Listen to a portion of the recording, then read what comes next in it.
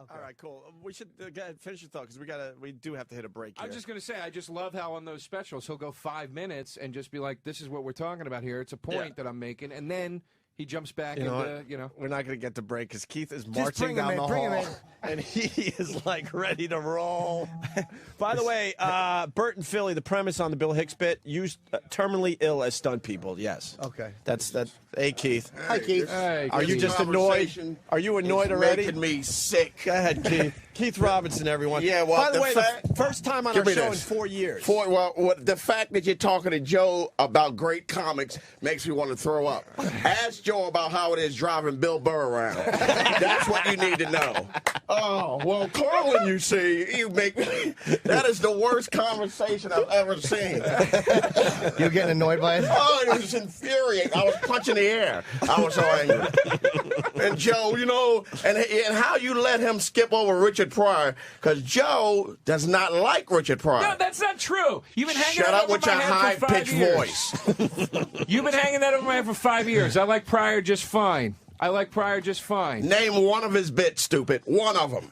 Mudbone. Oh, you know what? That's the one. I'm a windmill kick him right out the chair. Right. All right, go with 2. My father died in your pussy. I know that fucking bit. I'd be in that long, motherfucker, Jack. I know all the fucking Pryor bits, dude. Was it something I said? I have that. He's shaking. It's crazy. You can say it. I have Live on the Sunset Strip. I have Here and Now. I have Live and Smoking. Well, either way, we want you to stop. You want to talk? Let's talk great comedy. And I want you to not stop with wearing those stupid. sweatshirts. Not with Joe DeRosa. Jesus Christ. He has the body of a Somalian pirate. He stinks. He's out of breath because he was running down that really long hall to give you a beating. Oh, it just infuriated me. Listen to Jim sitting back like Bill Moyer going over. I was trying to discuss it like a gentleman. Yeah. Trying to be a true gentleman. Well, Joe, I see that you in alternative rooms and Bill Hicks. But the thing is, the point is, in an alternative room, at times they'll give you a little bit more time. Like sometimes, a club audience can be fucking, like you are trying to get to something or you're doing something that's like a little bit paced and they get impatient. Alternative comics stink. A lot of them do. No, not a lot of them, all of them. They stink. But anybody that puts themselves on an alternative has to stink. But it depends on what you call alternative. Like a guy like Hicks. No, but Hicks was, to me... Was Hicks an alternative? He wasn't no damn alternative comic. But compared to what that was at the time... He wasn't. How? He might be He didn't call considered himself an alternative comic. He was out there doing what he was doing. He was just a comic. It was a comic. That was when no one labeled their comedy. Yeah. They just went up and did their thing, Well, right? I still don't think they should label it, but I understand what Joe is saying. You know why they label it? Because they stink. You have to have an excuse for not being funny, and that's what it is. But that's not true. A lot of those guys are really funny. Who? Oh, for Christ. Really? We got to get into this Well, game then, now? if you're not going to get into it, shut up. Patton Oswalt's a great example. He's hilarious. Oh, shut up. And he's Jesus one of those Christ. guys. Patton Oswalt stopped being funny in '88. Oh. I know everybody's quiet, but I said it. Shut up, Keith. Take it. We're going to take a break. We got Keith Robinson. Keith, you playing the Stress Factory? Yeah, I'm at the Stress Factory. Yeah, I'm annoyed. What is are you there? Wanda Sykes headlining? Yes, she is. Yes, she is here. No, it's me. It's just me there with I don't know who. 732-545. When, tonight? Ha ha. Or all weekend? Tonight, I don't even know. It was like some emergency. Somebody good old Vinny. booted him. Good old Vinny. Oh, Vinny fired somebody? Or I don't know somebody what dropped out? happened. JB Smooth was supposed to be there. What, did Vinny Are get you there all all angry at weekend? somebody? Yeah. Oh, great. So it's going to be fucking Keith with a room full of angry Curb Your Enthusiasm fans. Who the fuck are you? You're not JB Oh, that would make me happy if nobody knew you were going to be there only for fucking JB. No, why would I wouldn't be on here if there was loaded with people. No, Sure. it must have not been enough people. All right, we'll figure it out. So we got Keith Robinson at Stress Factory. We got Joe. Where are you again, Joe? Comics tonight, right? Comics tonight. And I think we're going to break with that George Carlin bit. We're going to give it a shot. The one you referenced about cemeteries. Oh, how he thought cemeteries were outdated. Yeah, yes. let's see if this works, and we'll continue. Opie right. and Anthony without Anthony today. He's at his grandma's funeral because people are wondering. I've got just the place for low-cost housing. I have solved this problem. I know where we can build housing for the homeless. Golf courses. Perfect. Golf courses. Just what we need. just what we need. Plenty of good land in nice neighborhoods, land that is currently being wasted on a meaningless, mindless activity engaged in primarily by white, well-to-do male businessmen who use the game to get together to make deals to carve this country up a little finer among themselves.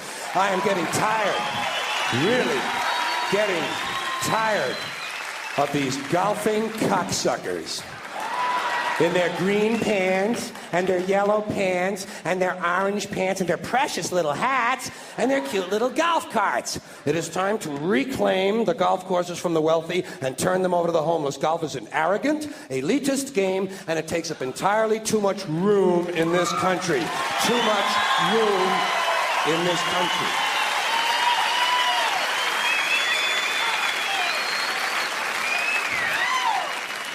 It is an arrogant game on its very design alone. Just the design of the game speaks of arrogance. Think of how big a golf course is. The ball is that fucking big. What do these pin-headed pricks need with all that land? There are over 17,000 golf courses in America. They average from 150 to 200 acres apiece. That's 3 million plus acres. 4,820 square miles. You could build 2 Rhode Islands and a Delaware for the homeless. On the land currently being wasted on this meaningless, mindless, arrogant, elitist, racist, there's another thing. The only blacks you'll find in country clubs are carrying trays. And a boring game. Boring game for boring people. You ever watch golf on television? It's like watching flies fuck. And a mindless game. Mindless. Think of the intellect it must take to draw pleasure from this activity. Hitting a ball with a crooked stick and then walking after it. And then hitting it again. I say, pick it up, asshole. You're lucky you found the fucking thing. Put it in your pocket and go the fuck home. You're a winner. You're a winner. You found it. No. Never happened. No. No chance of that happening. Dorco in the plaid knickers is going to hit it again and walk some more. Let these rich cocksuckers play miniature golf. Let them fuck with a windmill for an hour and a half or so. See if there's really any skill among these people. Now, I know there are some people who play golf who don't consider themselves rich. Fuck them! And shame on them for engaging in an arrogant, elitist pastime. Hey, here's another place we could put some low-cost housing. Cemeteries. There's another idea whose time has passed. Saving all the dead people for one part of town?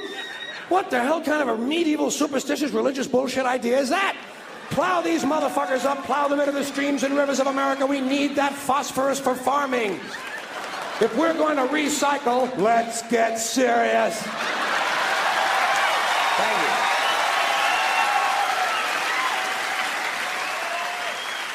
Thank you. I appreciate it. Checking out the Opie and Anthony show. Got a full house today. We got Joe DeRosa to my right.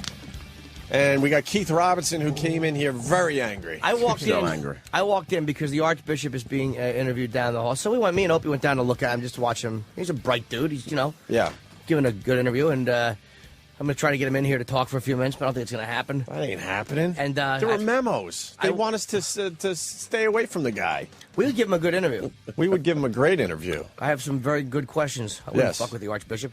See, maybe if I say it like that, there's no way to get him in. Yeah, you can't say I wouldn't fuck with him. But I really wouldn't. I would ask him legit questions. So he's the most powerful Catholic in New York State, New York City, I think Manhattan. I don't know, man. Midtown Manhattan. No, he's St. Pat's, which is the biggest, I think, Catholic church. Hence why they want us to stay away from the guy. We have a little history with the St. Pat's thing. Yeah, they're still paranoid. I don't know, Tim. Bill Donahue. I would love to ask about this because he knows. I want to know how powerful this guy is. But you're the head of New York. Say what questions would you ask the Archbishop of New York? Give me one of your questions. Okay, what is the line you would draw with the Catholic Church between kind of holding true to what your morals are and what made you what you are, and changing with the times? Like certain things have to change with the times, and how much of the moral structure is like, okay, it's got to be this way because it's been this way for centuries, and how much of it should you change to changing times where you're not selling out your So you would ask virtue. the Archbishop, does he Twitter? No, I'm sure he doesn't. Speaking of that, Jimmy, I took a picture. You didn't take the picture, so now I'm gonna tweet the picture of the big powerful Catholic. Matt, he's all over the place. I mean, I would like to get a photo with him. I'm gonna run down there with my camera. Yeah, but you're not gonna see a blurry picture like the one I took. You know, through double glass windows and security and paparazzi and cameramen. If you look through all that, you get a little glimpse of the guy. You know, man, that's why I'm great at the tweet. I would get yelled at for taking a picture with him, but I still would. Oh, I would like to see the Archbishop take a nice swing at Jim's How great would it be if I asked for a photo and he put his hand in my face and said I'm busy and he mushed me? I would love it. Yeah. What are you gonna say? Are you gonna try to get a picture with the guy? Nah, probably not. He might be the Pope someday. You never know. Yeah, you know what? That's a good point. Some things happen, and when you got a picture with the Pope, he won't be the Pope. They never have an American Pope. No, you're right. They don't. Joe's actually. Yeah, but maybe the times are times. He's young too. Yeah, I mean, he's probably what's he 60 or in his 50s? He's not like. He'll be around. Yeah, you know what? He's probably not old enough to be Pope. You probably have to be farther along in the hierarchy by this point. Like you have to probably already be in fucking Rome. I wouldn't curse if he was here, but you know. Yeah, fucking wrong. Yeah. But I'm saying that's probably what you probably already have to be in the Vatican by this point in your life. Eminence, is it true that you have to be in fucking Rome? Yeah, that's really not going to help us as far as getting the guy in studio, Jim. He's Cardinal Egan was 77. So I want to know how old is He's 59. How old are you before you become Pope? They want you old when you're Pope because 80. they don't want you around for that long. Like they don't want you to have a 30-year run of the Catholic Church. They want you to be kind of in a transient position where you're not the boss for 30 years. You get too powerful, and you can affect it too much. So they seem to want very, very old guys for that reason. Jim kind of knows a lot about this. I like that. Yeah, we like this. I wouldn't ask him stupid questions, but I don't think that guys like that don't mind answering those questions because they understand that in a lot of ways the church and religion seems irrelevant to a lot of people. It's like, how do you stop? What do you do to stem this whole tide of it seeming irrelevant to a lot of younger people? And it is. It's like anything else. They're gonna eventually crack on a lot of these issues. They're gonna change I guarantee within 10 years, 15 tops, the Catholic Church's stance on homosexuality is going to be completely different. I don't think so. I do. Oh, no. No, They're losing too many people. They're not going to They're not going to change the scriptures just for they accommodate have. gay marriage. Stupid. But they changed them. All right, the Second Vatican Council in 1962 changed everything, and it was by the decree of the Pope. Is that a real thing? No. Yeah. Yes. Yes. So they rewrote the scripture. No, but dude, like for instance, a man shall lay with a man. For instance, the scriptures say you can never eat meat on Friday ever, and that's gone. That's completely gone. Now that was because it was the Old Testament. Stupid. That was when you can't live no longer by Old Testament rules. I don't know if they're going to change scripture. You obviously can't do that, but a lot of it's up for interpretation. Like the way you look at it now, like the way they interpret it in the 15th century is different than the way they interpret it now. They interpret it much harsher then, and the penalties and the punishment. So it's like a lot of that stuff is up for interpretation. And there's a lot of religious documents. You can't misinterpret men should not lay with men. There's no way to go. I wonder what they meant. No, but there's got to be other things in there that would balance it where someone could go, no, this is what he meant. You know, they have so many ways of interpreting what Christ said or what was meant. Exactly. Exactly. How about they just use the facts that it was passed down orally for 40 to 100 years before any of it was written down? Oh, right. Yeah, it's true. The Bible, 300 years after Christ's death, was a bunch of most popular stories in the church put together. There's a lot of writings that aren't even in there. Yeah. Well, they decide which ones to be in there. That's people one of the voted. problems I have with the church. They got rid of a lot of stuff. They're like, no one needs to see these stories. And Tom Hanks is going to get to the bottom of it. Right. In his new movie. My brother is a bishop of a church. You talking about the archbishop. Let's talk about my brother, the bishop of South Philly Church. Yeah. Yeah, Is it for real? real? Keith's brother is a bishop. He's a bishop. And that really annoys me that you have turned out to be such a piece of shit. You have a holy man in the family. You know, he was in an accident, a car accident the other day. It was a really bad accident. And I guess he was saying, you know, that the ambulance was passing him by. It was a little racist. But what happened is we didn't know is that his car was hit pretty bad, but he couldn't breathe. But he was outside the car doing Tai Chi. So the reason that the ambulance was passing, they see a guy doing kung fu moves to the air, and they just, oh, there's nobody hurt here. And they were just all passing. Why was he doing the Tai Chi? Just to calm his body down? Breathing exercise. Just to try to get some air Yeah. That Tai Chi's weird, though, because it's all, I don't get the Tai Chi. That's like meditation, but you're moving. I don't know what it is, but he's like karate moves. Doing karate moves and a big wreck, and the ambulance like, oh, it's just a it's just some nut who fucking doing kung fu moves. It is part of becoming a bishop. That's part of the training. Tai Chi. Tai Chi. Yeah. So is he against gay marriage? Yes, but there are people in the church, like there are like whether it's priests or like the more liberal factions of the church that sanction it and say it's okay. It's almost like there's gay priests allowed in a lot of other faiths.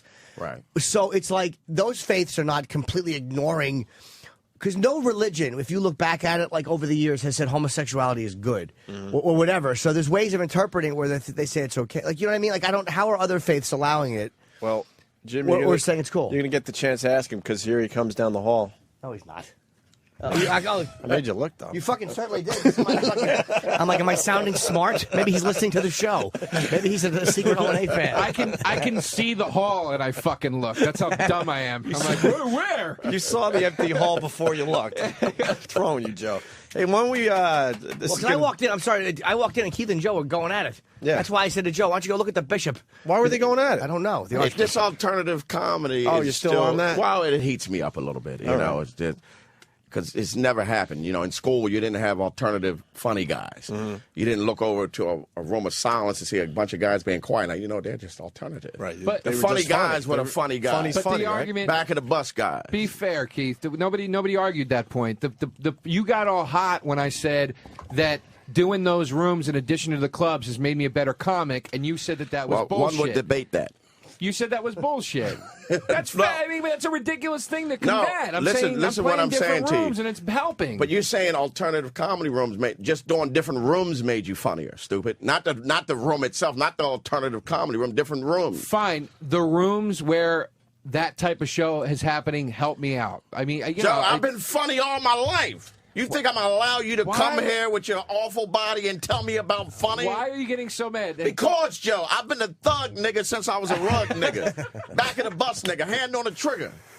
But I didn't shoot from the hips. I threw from the shoulder until I got older. See, you feel that right? Oh, that was beautiful. I was angry, but I like the way you danced around with that. It put a cute smile on my face. Although I got to say, in Keith's defense, that it's not even. It's like back of the back of the bus guys is a great description. Not in a tough guy way, but just in the fucking guys that were just kind of being assholes, sitting in the back, fucking teasing everybody else. Those are typically, and the guys that run comedy or in the decision making are the guys front that, of the bus guys. the nerds that kind of sat in the front. Complete nerds. But Jim, in all fairness, and I know you're a fan of the man, Woody Allen is certainly not a back of the bus personality, and he's hilarious. But Woody Allen's thing is, Woody Allen is just nothing but fucking, like, I mean, and he's one of the greatest joke writers ever. He funny. is joke after joke after joke. Woody, to me, is like what an alternative comic is. Like, because he was so alternative to what everybody was back then. It was like, take my wife, please. Look at that, the kitchen. And then Woody came up, and I'm Jewish, and he was nebbishy, and no one was doing it. That was an alternative comedy. Yeah, he didn't label it. To me, I don't put Woody Allen in the category of alternative comedy. This is where you're wrong, though. This is where you're wrong. I have a book, because I have a book called Seriously Funny, The Rebel Comedians of the 50s and 60s, and they talk specifically in that book about how Woody Allen, Mort Saul, Don Rickles, Phyllis Diller, and fucking so on were the alternative comics of the era because they started to play the rooms instead of the Catskills because they thought the Catskills stunk. They never called themselves alternative comics. Well, just because they didn't use the word. Well, why you use a word then? Because that's what it's called now. Who gives a shit? Well, see, all right. What's changed is this. I give a shit because I'm a comic. Well, it's morphed into where it's morphed into where a lot of people. But it's like you're getting caught up in the term alternative. It's morphed into where a lot of unfunny people hide under the moniker of I'm an alternative comic, whereas a guy like Woody was brilliantly funny, and he was just alternative to the style that was happening. Back then, to me, alternative was more of a style thing, and it wasn't where certain people who aren't funny made their excuse for not being funny by saying I'm alternative. Woody was funny. You know what I mean? It's like I'm with like, Keith. Just don't label exactly. this. Just don't label it. Just go It's up like there you go up there and be a I'm sorry, comic. be funny. Right. Just go do I'm what not you a do. fan of labeling all that crap. Nobody- I'm not a fan of the theme comedy show either, by the way. no, it's terrible. Where you get three Italian comics together and they have no. a cute name for Joe it. was on the Egyptian tour, I believe. The, Oh, did I you do some of show- those? I do Arab American shows sometimes. Yeah, And, I do. and it's a theme show? Well, they'll have Arab American comedy shows where it's I'm sorry. you know it's all. I'm sorry, Joe. Opie, it's okay. I'm sorry too that I sink that low to make a buck. Speaking of comics, let's move on to the Jamie Foxx thing. Oh yeah, man. We He can go back to the apologized. alternative comedy argument anytime, no problem. Yeah, Fox was on Leno, and he was apologizing for the Cyrus thing, the Miley Cyrus thing. This is in our wheelhouse, obviously. He doesn't want to apologize, but he's got a big movie coming out. I don't blame him for this one. It's like he's an Oscar winner. He's like, there's too much money at stake. He's like, ugh, cares. You know the Yeah, that controversy. He's thinking Miley as an actor. Cyrus. He's thinking as an Yeah. actor. Yeah. I think it's no big deal, really, calling her what, a white bitch, and He didn't call her a white bitch. Someone on the thing show did, right? Yeah, they were just being funny, and he's like fucking, he was talking about her big gums. It was, just shit talking her. and getting chlamydia from the bicycle seat or something Yeah, like that. it That was line fucking was funny. Solid. You got to rap it. You got to Solid. rap it. Eminem would be great at that, and he wouldn't apologize. Yeah. Right. Yeah. You got to give him some lines for it. But we understand what this is about. With a big movie coming out, he's like, you know what? I'll just make this go away. There's no plus- reason to apologize for this stuff. When we said it a million times, you're hanging out with a bunch of dudes, and well, in his case, there's a girl on the show, and you're just trying to be funny and entertain the people. Plus, you don't wanna mean ja- anything by this shit usually. You don't want to jam your middle finger up at Disney, which is basically what that's doing because there's too much money for him. Because Jamie, I will probably never make money doing Disney work. He will. He's the guy that could make fucking $15 million on a Disney film. Why would he say basically go fuck yourself to one of the biggest stars? It's stupid. All right, let's go to Leno and see what Fox said last night. I think it was last night. Yeah, I think he apologized last night. I gotta ask you something. Yo. I was reading some stuff. Now, what's going on with you and Miley Cyrus? What happened there? Did you say something inappropriate? Yeah. Yeah. I so apologize to. Yeah. And this is sincere because I am a comedian, and you guys know that whatever I say, I don't mean any of it. Right. And sometimes as comedians, as we Right. do, I understand. we go a little bit too far. Right. I have a radio show, XM 149, Foxhole 106 on Sirius. Right. Now, we're really the Black Howard Stern. And so you know how we Say go whatever you at want, we go right. at everybody. But there was a situation with Miley Cyrus, and I just want to say I apologize for what I said. I didn't mean it maliciously, and I'm a comedian. I know that. You know that? I know. You know my heart. I know you. No, I know So you're a Mike, good what guy. can I look into the Miley? I apologize. So I'll call you. No, see, I think that's sincere, right? That's good. That's good. I think that's good. I mean, And as a comedian, I got a daughter too, and Yeah. and so I completely understand. and this has really been bothering you. This is really bothering me because I'm a comedian. I don't want to. Do I lose my comedic license? Oh, can I keep my comedic license? Yeah. Is it okay? I'll put it down as a warning. But yeah, but on the real, I want to nip it in the bud because what happens is that what we do on our radio show is completely blue. But what they do, they pluck it off of the radio show, Right. then they play it on the internet, and they make it seem like out of the blue I said these crazy things Right, about this young, and it's not like that. Right. So I want you guys to nip it in the bud when you see the TMZs and the all of that stuff. Just Okay, hey, well, that's cool. It's just jokes. Smart guy, because he heard that little. I'll tell you what he was worried about too is that one of them did say that white bitch, Right. And he just knows that can blow up and become a fucking mess, Right. Yeah, he's not a dummy. I got an email from my brother overnight, and he makes a really good point here about this thing. He writes, a little venting. He says, I haven't heard what was said, and I probably would find it humorous anyway, but I'm irritated by the Jamie Foxx, Miley Cyrus thing. This is what he says. His 9-year-old daughter is asking questions about it, all right? Not because she heard it on an obscure XM channel, but because it's being repeated all over the freaking media over and over again because they find it, quote, shocking. It was truly shocking, perhaps. If it was truly shocking, perhaps they shouldn't be exposing it to all the young fans who would not have heard anything about it. And that's one of the problems we have with the media here. You know, they go on and talk about how shocking something is as they play it over and over and over again, exposing it to so many more people that would have never heard this damn thing. Well, David Cross used to have that thing about like when the Columbine shootings happened, right. And they were saying it's because of violence in the media, and he was like, that fucking Columbine footage was violence in the media. You showed them pulling that body out of the window a million times over. He's like, that's violence in the media. Right. But I don't know, man. I kind of look. I guess he did what he had to do, but there was something a little weaselly about. I mean, I don't want to say he's a weasel. That's the wrong word. But like, if that's what it is, then it's like fuck it. That's what it is. He didn't do it. You know what I mean? Like, and I guess you got to play ball because he's got this movie coming out. Like you're saying, you can hear he's playing ball. But it's like if like, he didn't have a movie man. coming out, I bet you he would have handled that a little differently. Yeah, it's I really think. Well, he knows what it is. It's like again, there's a line between where you're going out and you're saying fuck you, and then you're backtracking. And then there's a line where you just get caught up in a conversation, and it's like, look, he has a movie coming out. He's thinking as an actor right there. It doesn't bother me, his apology. It really well, you know what? Because I would too in his position. I wouldn't. Well, yeah, I got nothing to lose. But he's an Oscar winner. He's got millions of dollars at stake. It's stupid not to. I mean, I won. I was up for Star, so it's $100,000. I have plenty to lose.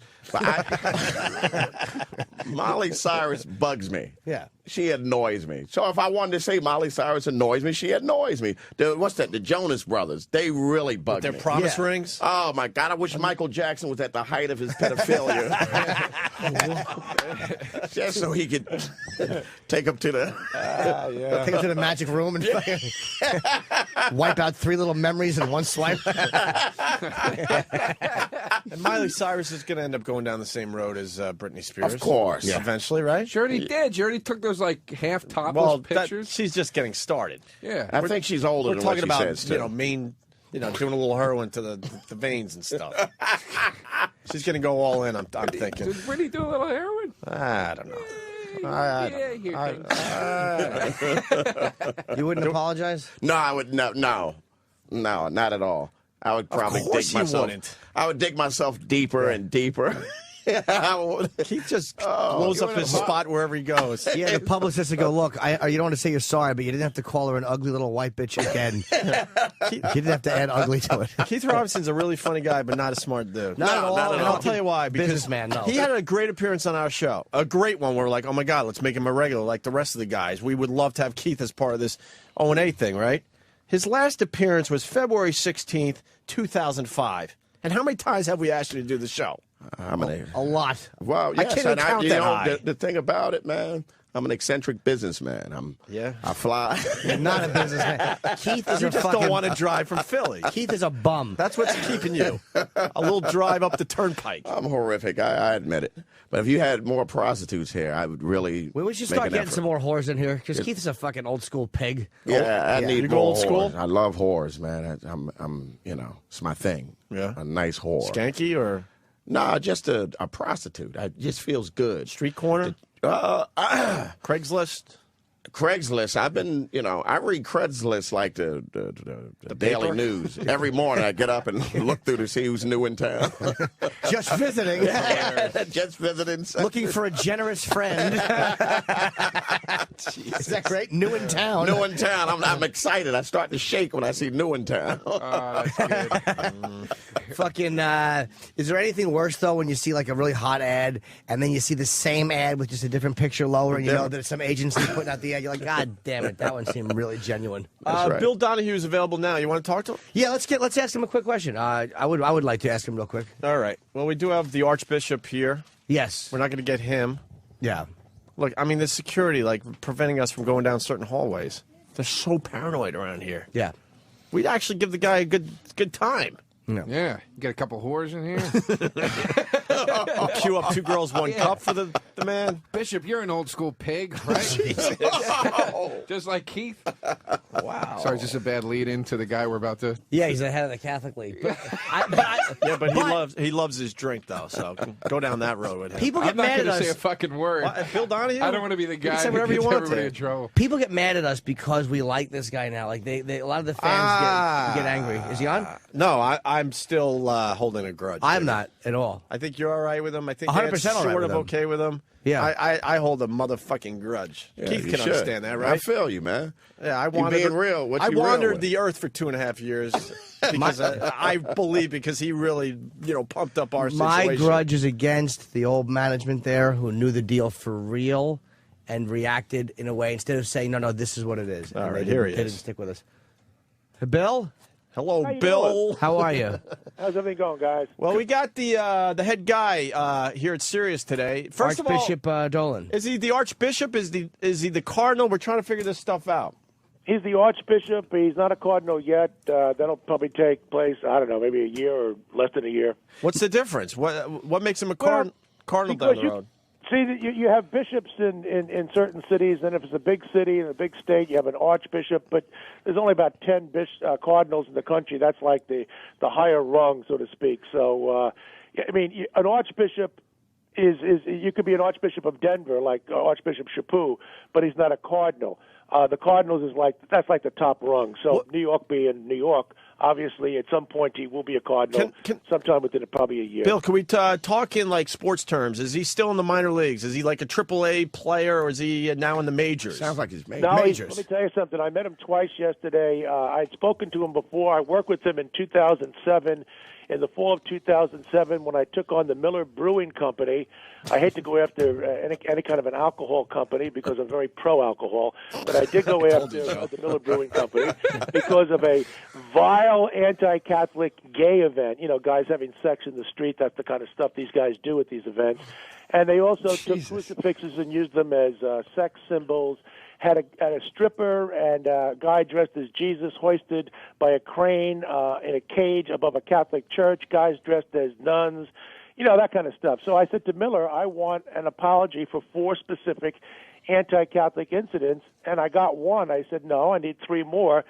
Suffice it to say that in 6 weeks, after a boycott and Chaldean Catholics in Michigan throwing the beer into the streets, and I sent pictures of all these guys performing oral sex on each other all over Milwaukee, the pride of Miller, to churches and mosques and synagogues and civic groups. And finally they got the message, and Dolan was fantastic. He told the Miller boys, Donnie is not going to give up. I'm on his side. This is outrageous what you're doing. You got to stop this sponsorship. And so we won. So when I met him on the steps of St. Pat's yesterday, and then over at the reception, I was very happy to be with him, and I'm happy that the Daily News will run a column by me tomorrow talking about this guy. I mean, he's not from New York, but you would never know it. He strikes me as if he's been in New York his whole life. What, this is Keith Robinson. Are you like the Al Sharpton of the Catholic Church? No, I actually pay my taxes. Now, Bill, we saw him. He's being interviewed today down the hall. We can kind of hear some of his interview. They're putting it out over the speaker, and he seems like a very bright guy. What are the odds of us getting him in here in the studio and having a chat if we were nice? I don't know. I'm going to be meeting with him, and he told me yesterday that's going to happen pretty soon, and I'm going to work closely with him. I think he's a great guy. I can mention it to him. I think that you guys would be respectful. Yeah. I tell you one thing. He's tough-skinned, and I don't think he's afraid of the media. And I think you're going to see him be more vocal, more out of the mold of O'Connor. So I wouldn't rule it out. Well, that's all good. Does he have a sense of humor, though? He has a great sense of humor. I mean, I know you guys are a little edgy, which doesn't bother me. I don't think it would bother him per se, but, somebody over there where he's at the headquarters might say, well, Opie and Anthony, shock jocks and whatnot. So I can at least, drop it in his ear. We're not going to do edgy humor. I'll put this out there. We're not going to do edgy humor with the Archbishop. I like working here. There's no way to do edgy humor with the Archbishop. But I would have some questions I would like to. Because Keith, Ask Bill. Bill knows all Bill this probably stuff. Yeah, would you know can this. beat me up. I'm No, not even nasty. Because Keith's brother, a comedian friend here, his brother's a bishop in Philadelphia. And also does Tai Chi, Yes, and does Tai Chi. He's apparently not a very good driver. which is really smart if you're in a car accident. But we were saying, like, Jesus. we were talking about the Catholic Church. Like, I said Jesus to Bill Donahue. That's all right. I feel he bad. says it a lot. I would like to ask the Archbishop about the Catholic Church. Like, where's the line you keep between, all right, remaining true to your principles and your values and all the things that you kind of think are right, and bending a little bit or changing a little bit to stay relevant. Do you know what I mean? Without considering yourself selling out. Like it's like something with like gay marriage or homosexuals. But the problem, I think that you know, the idea of being relevant is really of little interest to the Catholic Church. After all, if it's survived 2,000 years, and as one assistant to a cardinal told Napoleon, he said, if you think you're going to destroy us, you'll never do it. After all, look at all the popes and cardinals and priests that we've had who have been incompetent over the last 2,000 years. But Bill, one thing if they haven't destroyed it, you're not. I got to say, to just interrupt you for 1 second, and then I'll let you get. The passing of information now is so much different, and you have to admit, in the last 50 years, the church has taken some tremendous hits, which I mean, probably more damaging things that like became public knowledge and became apparent to a lot of people than had happened in hundreds of years combined before. Well, listen, there's no question about it. The scandal rocked the church. It was a disgrace the way it was handled by some of these bishops and certainly these some of the monster priests that we've had. But fortunately, there's just a few of those kind of priests that we've had in the past. Most of that damage was done in the 60s, 70s, and 80s. But look, the thing as far as gay marriage, there's no way in the world the Catholic Church is going to say Tom and Dick can get married, because then Harry wants to get in make it a trio, and they're not going to do that. Okay, they're not going to bend Wait, on because they're not going to bend on gay marriage. Because Bill, this is Joe DeRosa. Who? Exactly. Are we expecting something? No, I just was. Keith did it, so I did it too. Bill, some people confuse him for being George Carlin. So Yes. just to bring it all together. See how this For goes? real. Everybody turns on you all at once. Joe's a comedian friend of ours. What I don't understand. You think the Catholic Church will never approve gay marriage because you think it means that a third man will? Is that what you just said? Consider it deviant. I'm sorry. Listen, That's Bill Donahue and his sense of humor, Joe. No, I was just asking. I didn't understand. I was just asking. Let me put it to you very clearly. Here's the way it works. Okay, you can't. The whole purpose of marriage is not about the man. It's not about the woman. It's about when they procreate, which means vaginal intercourse. That's the only way it works, folks. Nice, Nature right? says the man and the woman have a nice goodness of fit, okay, to use a statistical term. And then when it works, then you have children. Children need a stable environment. They don't need two fathers. I mean, after all, we have Mother's Day coming up, so what do you say to the little kid?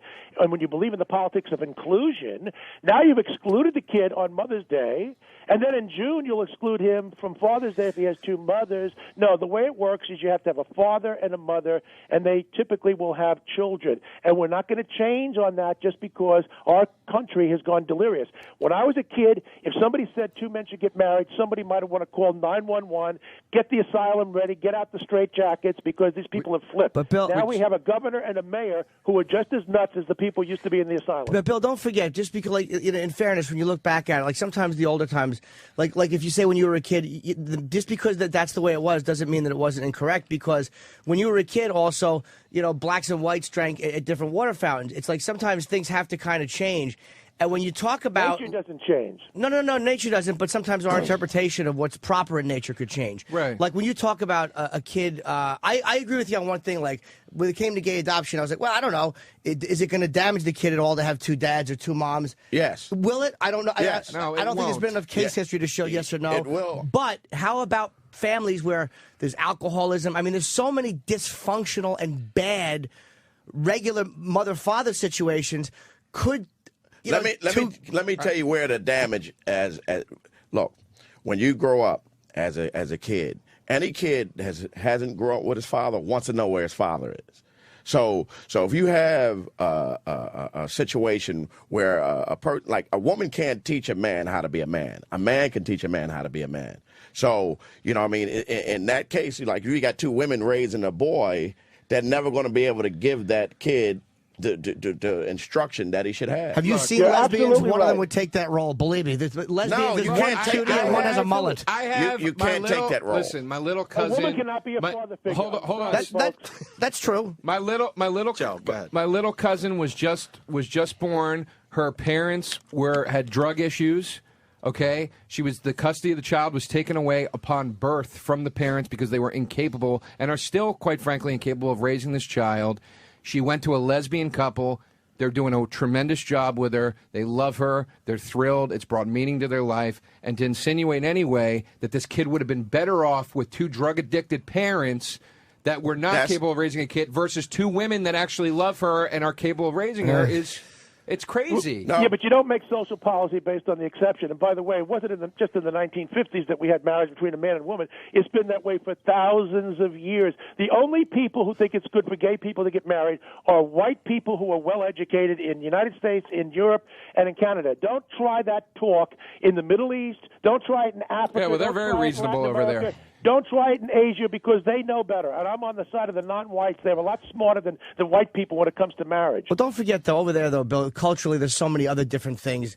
I mean, they happen to agree with you on this one issue, but when you look at their treatment of women, come on, they're removing clitorises in a lot of these places. They're not good examples of socially, relevant people. And I'm not going to go along with that kind of savagery, obviously, but I'm just any kind of female mutilation. Yeah. I'm not even big on tattoos. Well, we had a marriage story yesterday. What? It was an 8-year-old. Yeah, like in Saudi Arabia, that some 50-something-year-old. The court has said they will not, they will not stop the marriage of the older man to the 8-year-old, as long as he promises not to have sex with her until she's pubescent. It's like, so if you're going to raise the Middle East as kind of a barometer of morality or of proper living, you have to take other stuff into consideration too. Most of the world, I didn't just choose the Middle East. I'm not going to. Let's not forget. Let's not forget about the rape demonstration yesterday too, where the women were like protesting they don't want to be raped anymore, and then the guys were there throwing rocks at them. Yeah, it's awful. Wait a minute, that's not that bad.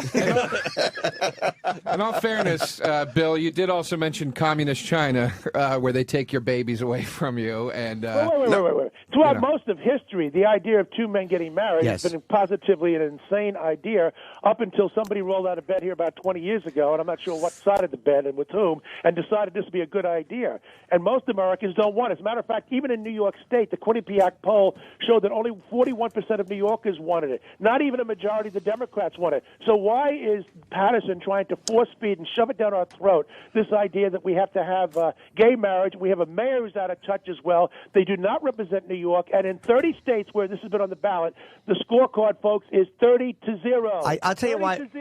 I'll tell you why I think it matters, Bill, because I think in our country, the minority voice has to be protected to a certain extent. Like they shouldn't have to win. They can have their free speech. I don't think it affects the rest of society. Like I think that if people want to do that and live, I think it is their business. And I think it's so weird. Like I want less government, and it's amazing. The conservatives typically are less government people, but they want more government when it comes to how people live their lives sexually. And it's amazing how it's not. They're live and let live with most things, but when it comes to that, they want a little bit of government intrusion. And if people want to get married, I mean, it's basically, it should be their right because... But you're acting like as if we don't even have a society, that we don't have a moral consensus, that we all go about willy-nilly making up our own minds. You guys couldn't get to work this morning unless people agreed on what a red light means. I mean, we have to have a consensus. You don't have to have unanimity, but you have to have a consensus. You just can't go around there and saying, well, different strokes for different folks. We have a 13th Amendment which forbids me from owning somebody as a slave. Yes, but it's not just up to you what you want to do in every case. Not in every case, but I think when it doesn't affect other people. But there you go. I don't think that does. When it goes to the children, I just gave you an example. What are you going to tell the kid on Mother's Day next month when he has two fathers? Well, Bill, like you said, you can't set policy because of the exception. You said that, and because of an American holiday, Father's Day and Mother's Day, twice a year, you can't dictate the guys. It's not just that. They banned Mother's Day and Father's Day and some of these hippie. Well, I don't agree with that either. And you're right. I don't agree with that either. Of course not. You can't make fathers irrelevant. You can't make mothers irrelevant. Of course not. No, that's what when you argue the point, that's what you do. You got to understand the importance of a father and a mother, and you can't lower that for your own gain. You have a point. You have a point here. You have a point with some of the stuff here. When I was a kid, Mother's Day was my favorite day of the year. Never mind Christmas or any of that stuff. If I didn't get to celebrate Mother's Day, no kid gives a shit about Mother's Day. They just don't. That's wrong. They don't. That's completely wrong. Look, I do it. I love my mom, and I buy her something on Mother's Day, but no kid is going to be sitting there going, why don't I get to celebrate Mother's Day? The kids just don't get it. And, Jim, to call back a point you made earlier about the separate water fountains, there was a time in this country when the majority of the country thought that blacks were not not equal, and blacks acted against nature, and blacks shouldn't be allowed to raise children and all, and have freedoms and all this stuff. And the reason that ended was not because of the majority. It was because Lincoln, as the president, put his fist down and said, it's over. I'm vetoing this. Race, that's behavior. There's a huge difference between race and behavior. Look, a vegetarian is defined by what he eats. He eats vegetables. A homosexual is defined by what he does, and we know what he does. Yeah, but Bill, the whole thing is the racial argument that people make.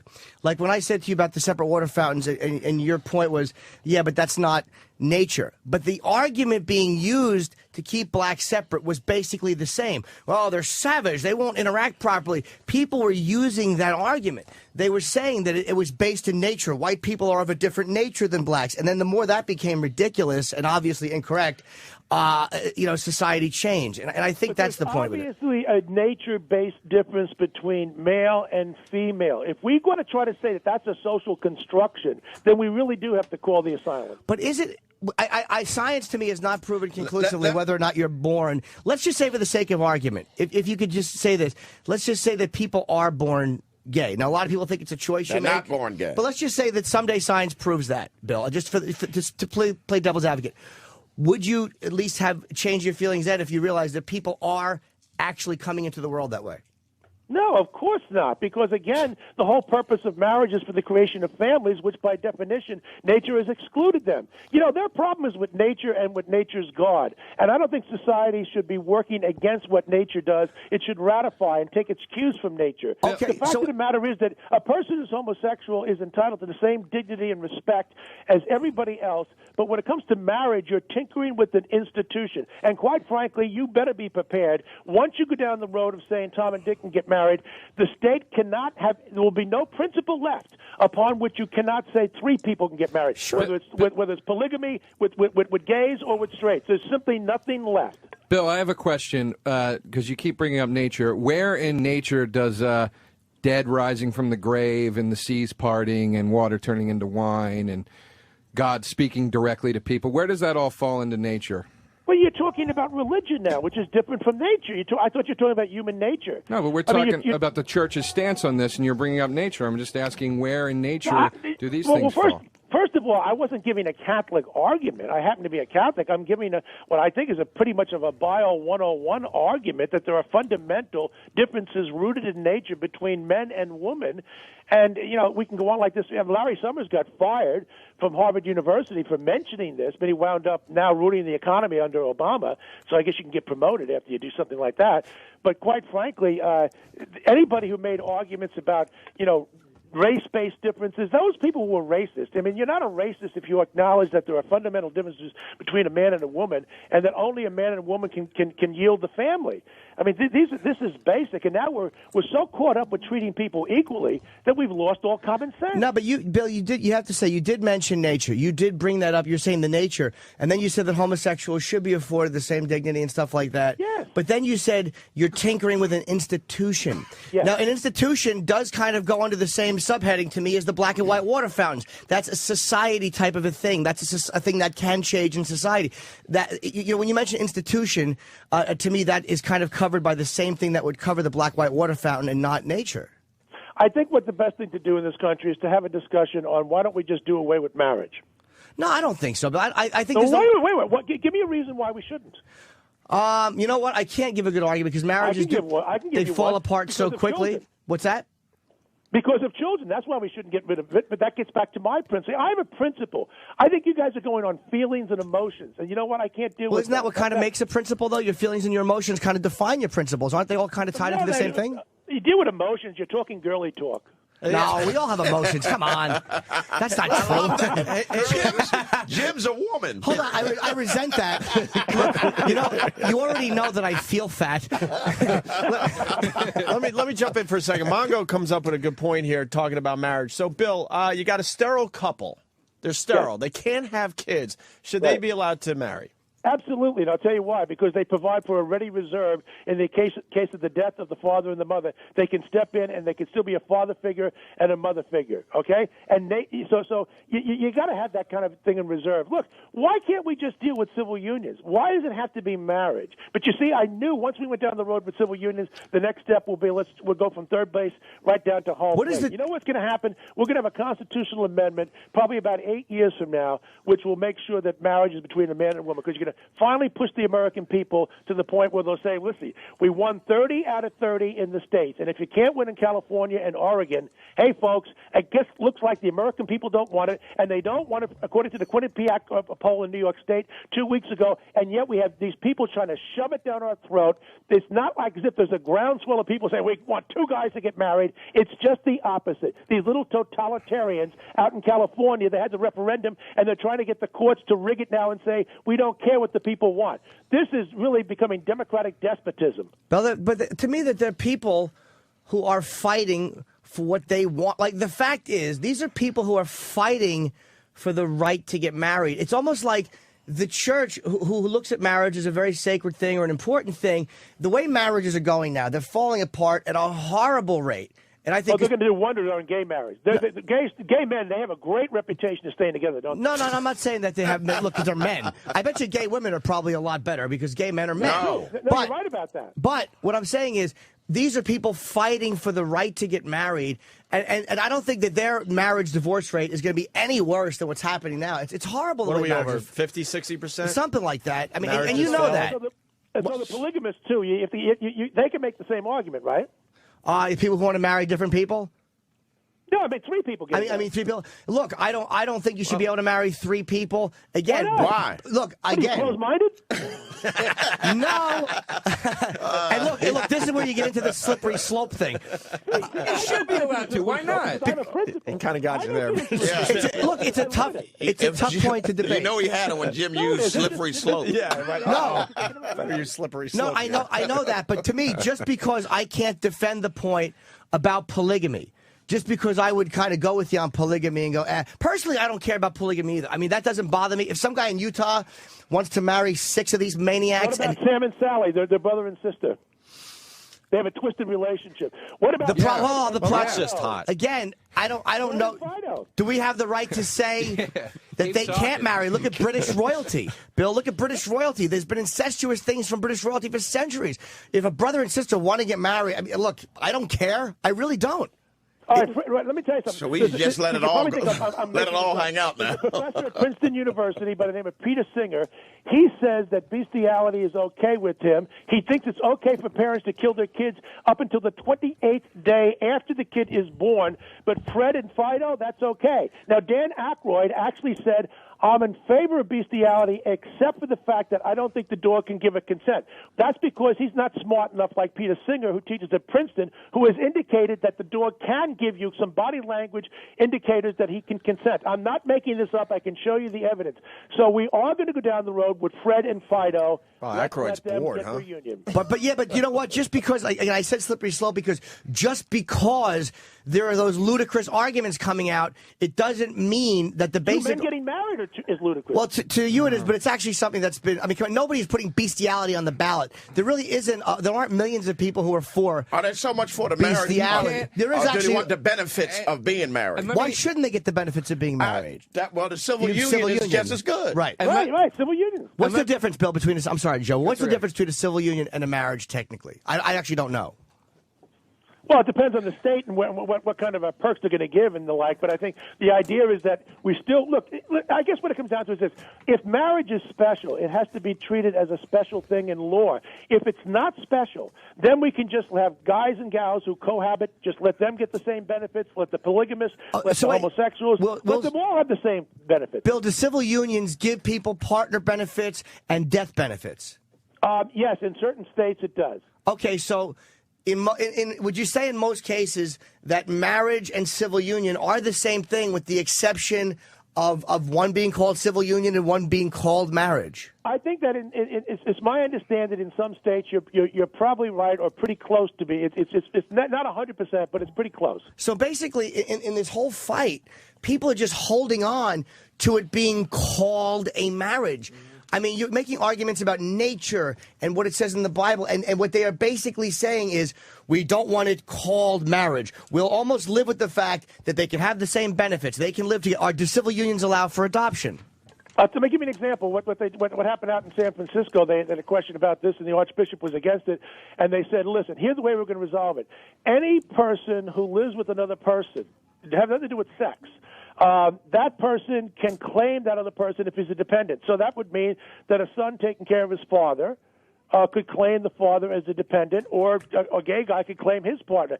That was a way to kind of neutralize it without it making it so in your face that this is a gay legislation, and it actually didn't exclude people like the example I gave where there's a guy, a 40-year-old, taking care of his 80-year-old father. Otherwise, he would be excluded, too, just because they don't have sex. What about adoption and stuff like that? Do civil unions allow for adoption? No, that's a different question. Usually where you'll see one, you'll see the other, but those are different questions.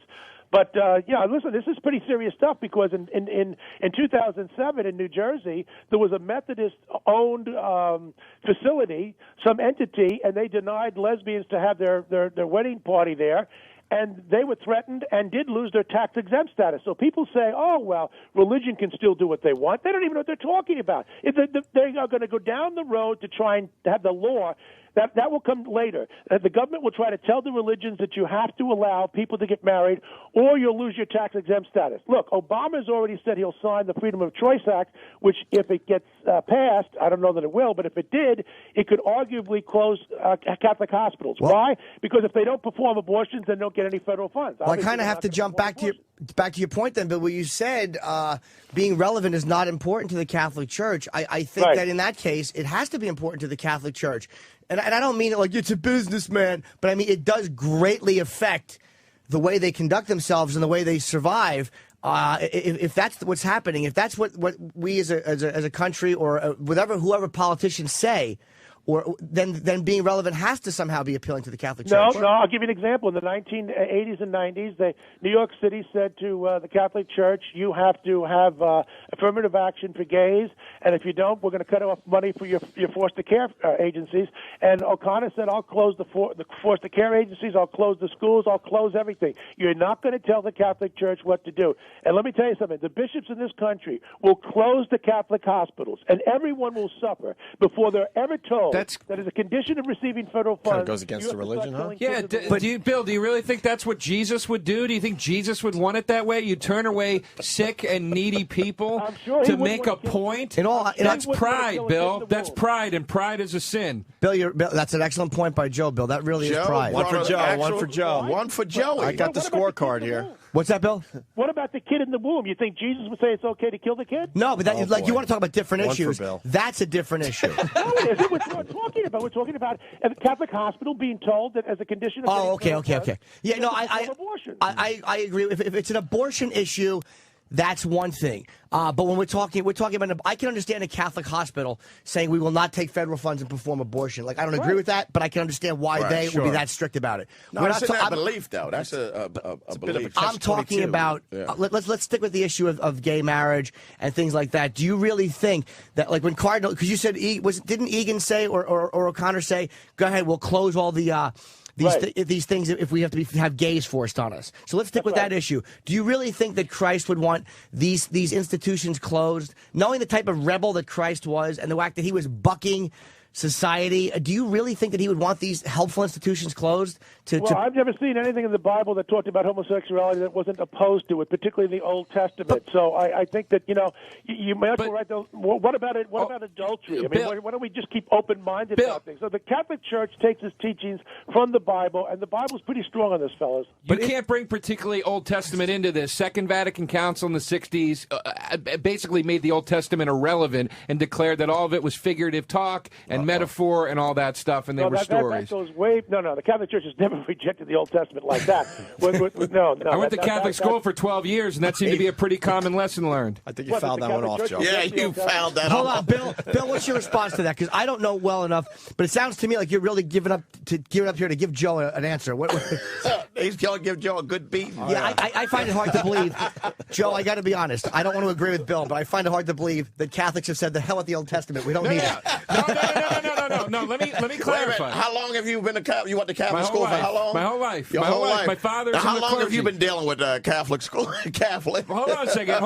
If I did not phrase that as eloquently as I should have, then I apologize. I'm not saying the Catholic is. I don't mean to say the Catholic Church has disregarded the Old Testament. What I'm saying though is it was taught to us frequently throughout Catholic school, mainly in high school, that Adam and Eve, for example, the story of Noah's Ark, all these things in the Old Testament, these tall tales, these bullshit. No, they said basically, look, these were things that were embellished to describe the act of God. They are not taken as literal by the Catholic Church any longer. Fundamentalists take them as literal. Okay, so you can't bring the Old Testament, and that's a point that Jim was making about changing with the times. There was a time when the entire Catholic Church believed that even the Old Testament was literal, and then when that started to be thought as insane by the majority of the public, then all of a sudden, you know what, guys? That part's not literal. That part's figurative. The New Testament is literal, though. From the Catholic Church rejecting the Old Testament, which you've now agreed that was never the case, to the Catholic Church looking at it in a literary, metaphorical sense, which of course has always been the case. We are not the fundamentalists in the Catholic Church. We've always looked at it in a poetic stance, and to look at the whole ideas behind it, and that's why you have these constant interpretations. But where you'll never see, forget the Old Testament if you want, you'll never see anything in the New Testament which would ever give countenance to anything outside of marriage being between a man and a woman. It's simply not there. You can't even read it between the lines. But don't forget, Bill, also, back then, when you're talking 2,000 years ago, when Greeks did plays, they would have men play the women. And you know, talk about the Bible, because I said to you, what do you think Christ would do? And again, not with the abortion issue, because I think he'd probably give you the nod on that one. But when it comes to just closing helpful institutions to keep gays out. I mean, don't forget the Bible. I mean, you would know much better than I. How many years after after Christ's death did they vote on the most popular church stories and make them into what we know as the Bible? Like, there were plenty of teachings and readings and things that were written by Christ and spoken by Christ that were not included in the Bible. Yeah, someone had to edit that stuff. You're right. I mean, it's basically oral history starting about 60 years after Christ's death. And it continued on then, for a number of years, obviously after that. And you get the Council of Nicaea in the 4th century and the like. So it's been an oral history. And that's why some of the accounts, most of the accounts jive pretty well. But I can't tell an accurate story from a year ago. That's what, yeah, Bill. With all due respect, and I have family that are clergy. Sincerely, I don't practice anymore. But with all due respect, do you really think logically that something that started orally 60 years after the death of Christ and wasn't even documented for God knows how long after that could not have been tampered with, could not have been... no, because you had eyewitnesses as well, and then everybody would have to be lying for. I mean, you're talking about a conspiracy so wild that even Oliver Stone wouldn't. No, Bill, not lying. No, not lying, Bill. No. Like people, like you say, there were these, like you say, certain things you look at as interpretive and poetic, and people retelling the stories of Jesus, or again, especially 60 years after. A lot of them were probably second generation by that point. By 60 years after Christ's death, if he died when he was 33, his friends were probably 33, that would make a lot of them 90s. Back then, people really didn't live that long, so you're probably dealing with a second-generation telling by then.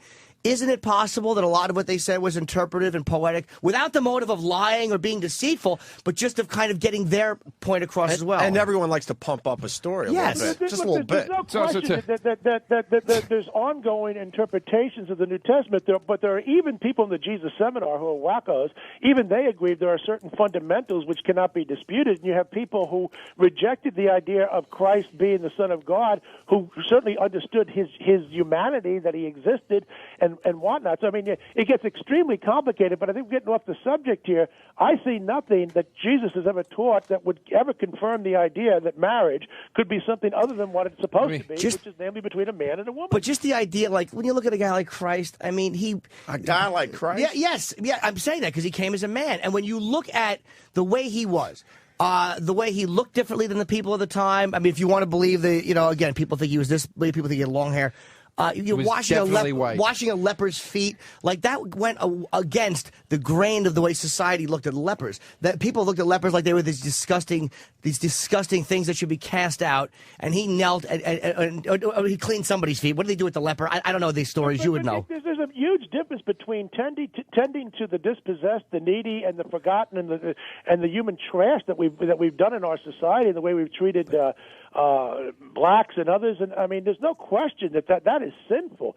But again, I think it's a hell of a leap to go from trying to care for the leper and saying that Tom and Dick can get married. It sounds like a big leap, but when you look at the way society at that time viewed the leper, and you look at the way society views homosexual, it comes from the way society is looking at things. And we look at lepers now as like, wow, they're human beings. They should be treated with respect. They should be treated medically. Back then, they didn't, and Christ was bucking the system. And he would say, I'm going to treat this person beautifully and differently than you all will, and you are all wrong for not treating him well. Treating an individual is one thing. For example, we don't throw homosexuals out of windows as they do in Muslim countries and things of that nature. Right. But what we do say is that while everyone's entitled to equal respect, we don't think that we should make marriage between a man and woman an alternative lifestyle.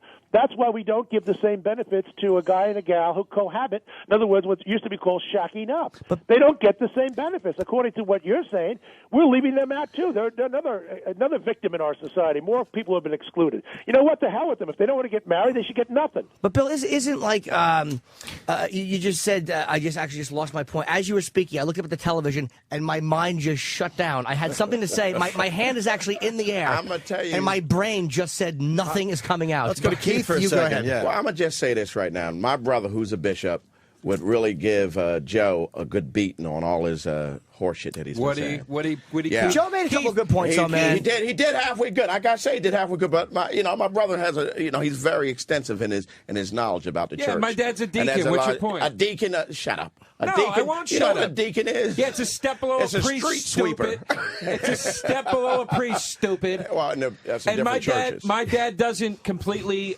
agree with my stance. Obviously, he's a deacon in the Catholic Church. He has his own beliefs. I'm an atheist. Well, so you're an atheist. So we have completely separate beliefs. But the point is, dude, this is what kills me. And I'm not trying to take a dig at you, Keith, but it's the God's honest truth. I want you to take a dig at me. It's like you're Joe, preaching all this church no, shit. I'm not You're preaching not church. Christ-like in Listen any to way. me, Joe. I understand you wanting two women to be married. You're shaped like a woman. You got tits. He looks like a lesbian. that really made Bill happy. Yeah, I heard the laugh. Right? Bill enjoyed that one a lot. But I'm saying, No. I see what you're saying, but I just think that everybody you got mixed up from what we were originally saying. It's about the kids, and it's about the kids, a mother and a father. We want 1,000. We want way over that. So does and that nobody mean- stayed on that. Does that mean nobody? I'm sorry to interrupt you, Joseph. I got to say this one thing, and I called you Joseph. You talk about it's about the kids, and Bill acknowledges It's the about the barbaric children. way the church, for a long time, handled the scandals with the kids, and they do handle it a lot better now. But come on, I mean, it was only society's push, Bill, that caused the church to handle the pedophilia scandals the way they did. For many, many years, it was the unspoken, ugly secret that the good, even the good priests and the good or the well-meaning cardinals and stuff, buried it for the better good of the church. Let me just say something. And I'm certainly not going to exculpate the Catholic Church in this, but I'll say this. For many, many years, every institution, from the public schools to the Boy Scouts to the whatever group you want to talk about that dealt with kids, every group was told by the psychologist that we can fix these men and we'll give them some therapy and rehabilitation and then we'll put them back into the field, so to speak. And, of course, it's these psychologists, to me, and I have a doctorate in sociology, and I had psychologists working for me for a number of years when I was a professor, these people are absolutely wrong in the way they've given this advice. They haven't paid a price for this. The cardinals, like the school superintendents, figured, okay, well, Joe wasn't a bad guy. What he did was wrong. But now he's been fixed, according to Dr. Psycho. And, of course, now he's put back in, and the same thing happened again and again. I don't think I named him Joe. Wait, Bill, I don't think you can blame. Come on, I don't think that's fair. I don't think you can blame the way for many, many, many years the church handled those scandals, which was to keep a hush on it. I don't think you can somehow throw the blame on bad advice from school superintendents and psychologists. I think that's a way of diverting it from Let me give you an example here. I mean, first of all, we're talking a sweeping way. just take New York City here. We didn't have a major problem here. It was certain places like Boston and L.A. and other places. It's not as if every single diocese. Okay. And one of the reasons why they didn't have a big problem in New York is because they had good priests like Father Benedict Rochelle, who's a Columbia University PhD in psychology, who dealt with these situations. But so we have to be careful about making sweeping generalizations. But look, we got a terrible problem about this in the public schools. Well, Dr. Joe, Carol Shakeshaft is the nation's leading authority on this, and she estimates that the problem in the public schools is 100 times greater than what it is in the Catholic Church. And so we had 10 accusations last year over 40,000 priests. Now, it doesn't make headlines because it's not a big thing, but quite frankly, most of the damage was done in the 60s, 70s, and the first half of the 80s. Well, Bill, here's what I think when I'm looking at Joe, and Joe is a little angry about his Catholic school experience, I believe. And I think Joe had a certain. You want to tell us something, Joe? Did you have an experience? Oh, Joe, you got Did you have an experience? No, I wish I did, to tell you that. It would bring the funny back to this raging debate that we're having right now. We should do a speed round and get Bill off the phone. Bill, did you see Religulous, Bill Maher's film? No, I didn't. I told him, and he keeps going on Larry King saying Bill Donahue said he wants to beat me up. I did say in jest that I'd like to meet him in Madison Square Garden, put on the Everlast. And even though I'm older than him, I know I could kick his butt. Why wouldn't you see that movie and then comment about it? Right. Because it was a pretty big movie. It wasn't one of these little features, little indie films that no one saw. I know. I used to go to pubs on weekends to relax. Well, he did get into the Vatican too, Bill. I mean, it's not. I mean, Bill Maher, we know he's very, very liberal, but he did actually he did actually interview guys who worked very closely with the Pope, priests. I mean, people who really are in the know. He didn't just talk to a bunch of fringe players. Right. Yeah. I look the movie. We've covered enough of this. What this guy's had to say in the past, and at least in the movie, from everything we've learned, we did have people here at the office go to see it and give a report on it. But shouldn't you see it? He didn't single out the Catholic Church the way he typically does with his vicious comments and when he's been relentless. Look, the guy's a punk. All right. As far as I'm concerned, I have no use for Bill Maher, and I haven't got a whole lot of use for this other punk, Ron Howard, and his friend Dan Brown, coming out with this movie May 15th, Angels and Demons. What a bunch of crap this is. What is it? I've not heard of it. It's the sequel to Da Vinci Code. Yeah. Just the sequel. Yeah. What about this punk Joe DeRosa? What do you think? Wait, hold on. I want to hear about the new Ron Howard film. Yes. Bill was on a rant there. Go ahead, Bill. Yeah. They're saying there's this group, the Illuminati, which existed in the 1600s, and they persecuted.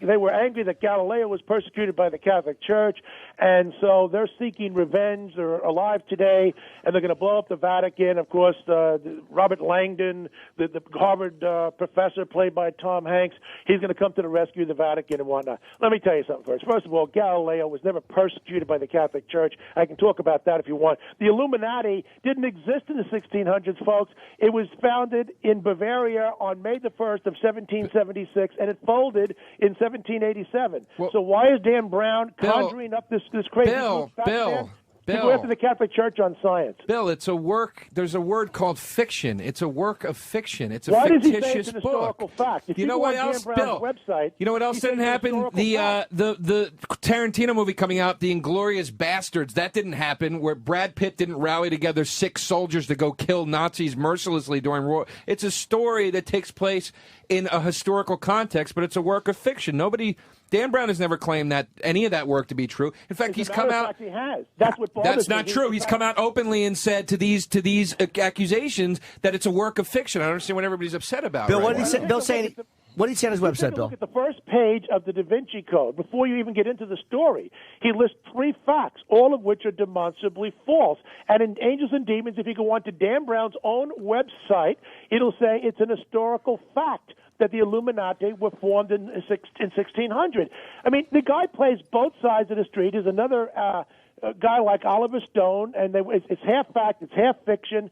And let me tell you something. CBS doesn't show the reruns of Amos and Andy. That was fiction. But African Americans take great umbrage at being stereotyped like that, and that's why they don't show it, because they don't want to offend African Americans. And they're not going to make a movie out of the Protocols of the Elders of Zion, which is an anti-Semitic screed in the late 19th century, because it'll affect Jews. When it comes to Catholics, we can make it up. We can invent dirty laundry. We can do what we want. It's the same old crap. I've seen it time and time again. It's only one group you can dump on with impunity, and that's Catholics. And I'm fed up with it. All right, Bill. Well, we're going to wrap it up, but you're always a compelling guest. No kidding. We're working on you. It's going to take a while. We're trying to bring you around. It's going to a work in progress. We should do a drinking show with Bill Donahue. I want to bring Bill in studio. You've In never been studio, Bill, would you ever come in studio and talk about everything but religion with us?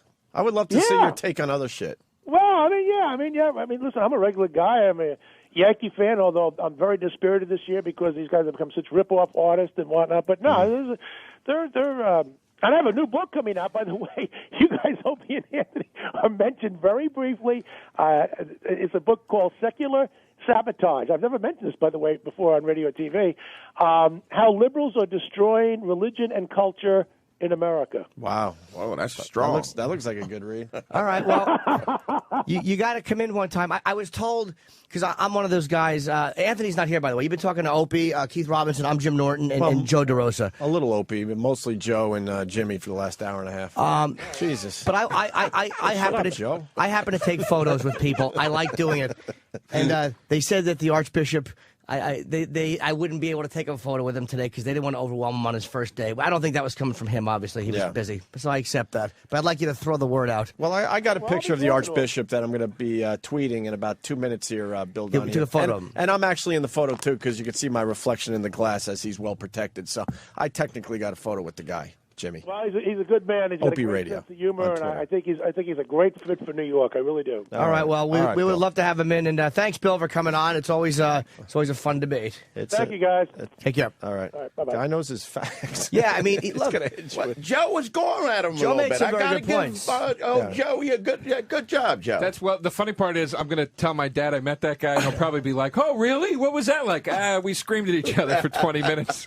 He got so wasn't half bad. He was worked up. He got so worked up he took his glasses off. I love that. Joe was good. And then he was rubbing his ball bag for a while. You saw that too, right, Danny? Joe's having a problem with his ball bag today. What's wrong? I don't know. It's riding up in these button fly jeans.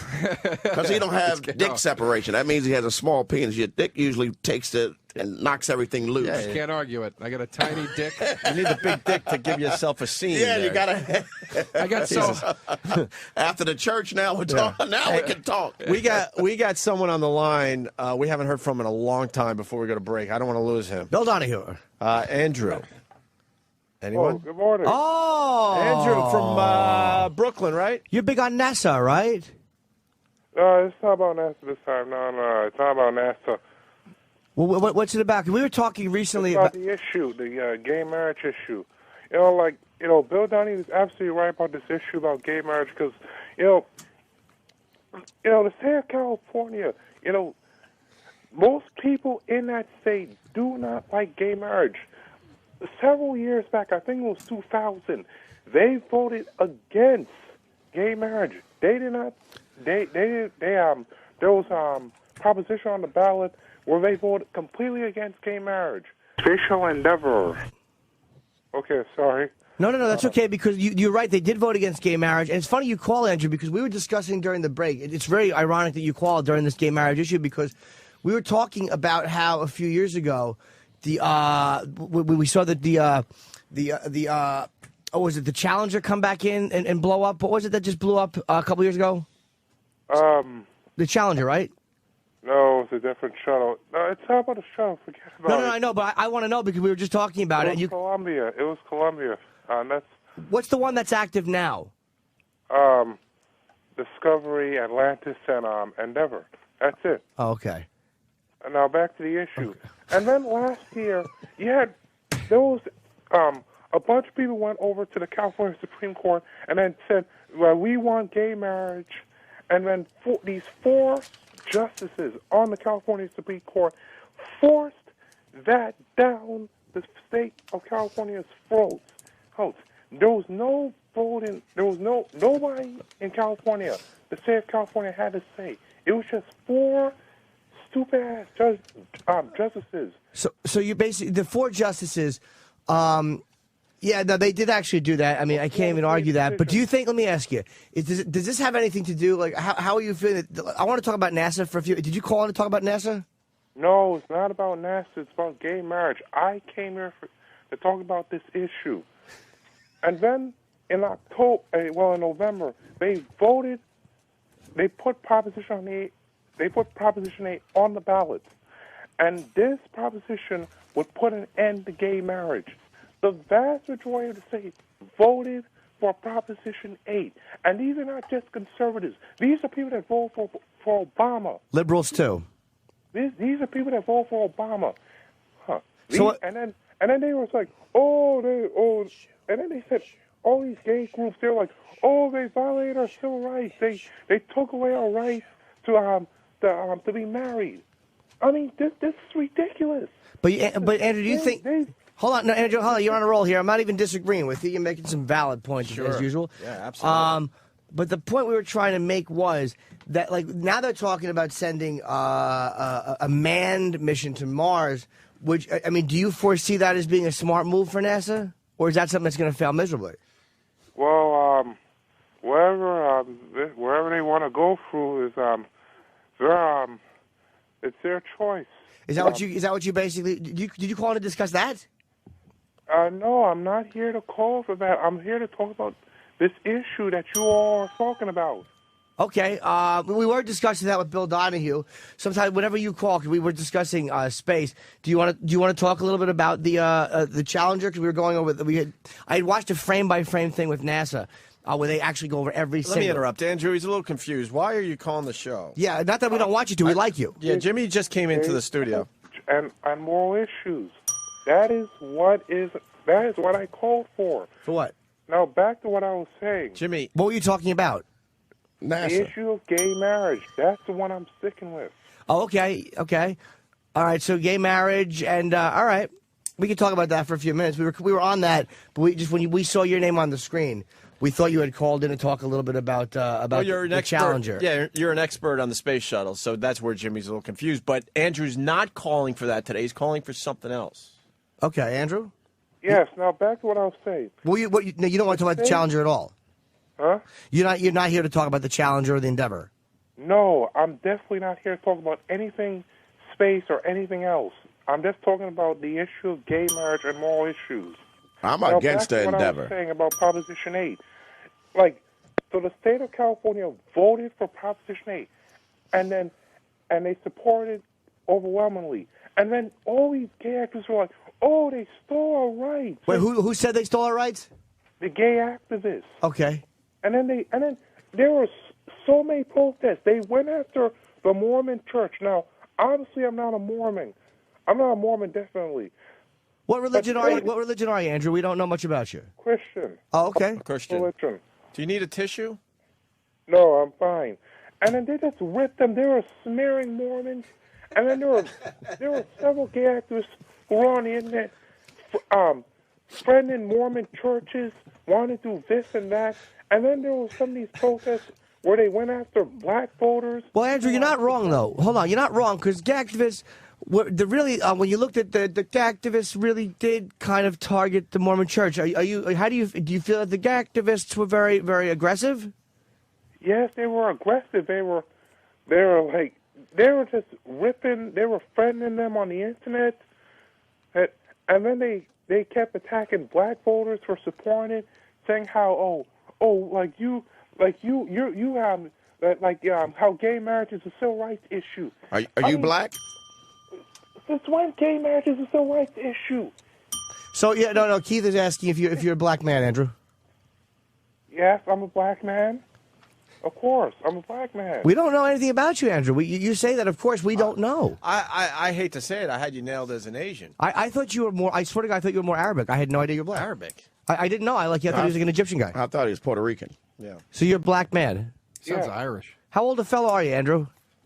I'm now 16. You're still 16? I'll Trapped be with a 16 55-year-old voice. You'll be 16 for what? You'll be what? 16 for a couple more months. Oh, your birthday's coming up. Happy birthday. What are you going to do on your birthday? Go to I school. don't know. What's that? I have no idea for now, but Now back to my point. What was your point? What are you talking about? Wait, what do you mean point? Weren't we talking about something else? You called in to talk about what? His girlfriend. Gay marriage. You all talking about gay marriage. Wait, gay marriage, it's a... Yeah. It's a... Some problem. What was it you wanted to discuss? Yeah. It was about gay marriage and gay marriage law. I'm being serious. I want to get into this conversation. Well, so you're for gay marriage, which I'm is... against it. You're not against it, right? No, it's good that you're not against it, because I wasn't either. I'm against it. Yeah. What's that? He's not I'm against it. He's not gay against marriage. it. Oh, you're not against it? No. All right, He's cool, for man. gay I'm marriage. against it. Because the last guy that called in was really... Yeah, Bill Donahue was very, very against gay marriage, and we were trying to I'm get... against it too. It's good to know you have an open mind and you're not against it. Yeah, he's with No, us I'm on that. against That's good. it. I appreciate it, too, because I felt like I was the only one that supported it. No, and I'm glad I was with somebody you else- too, man. Yeah. But I'm he is, against too, no. I it. mean, as a caller, I'm glad Oh, that yeah. there's another Yeah. caller that supports gay marriage. I'm against it. So against... You're wait, against you're Donahue. He's against what Donahue Oh, said. you're against Donahue? Yeah. Yeah. Because No, I'm against I don't gay blame you. marriage. Yeah. So you called in about gay marriage? Yes, I'm against that. I'm against gay marriage. Well, now I agree with Donahue. Do you now think... you're a 17-year-old guy. You're a young guy to have very conservative views. Well, I have a few conservative views. How do you feel about what's happening with the space station and how they're doing all that stuff? Oh, that's a good question. Great question. That's for another time. You didn't call about that? What do you want... Another time. What? What do you want to talk Can we about? just stick on topic? Come on, y'all. Can we just stick on topic? Okay, what'd you call in to talk about? The issue of gay marriage. What you all talking about with Bill Donahue? The Catholic League guy? All right. Very good. All right, Andrew. We miss you. You should call in more. We always do like when you call in. You make great points on this radio show. When are you going to come in and see us? We'd love to meet you. Yeah. I wish I had the chance to see y'all while you still had the old studio. Well, we're down the street. We're not far away, buddy. Yeah, we could get you up here. It's safe up here. It's a safe place. You need a tissue? No, I'm fine. Okay, I'll call y'all guys later. Happy 40th. Do you want to give us a number we can call you at? No thanks. See y'all later. All right, Andrew. Andrew, the great Andrew. We haven't heard from him in a while. But he said he's 15 or 16. Isn't that amazing? Tissue. Hey, we're going to take a break. We're going to play an old Andrew phone call for everybody. The plugs, we'll be back, obviously, but we got Keith Robinson at the Stress Factory Thursday, Friday, and Saturday night.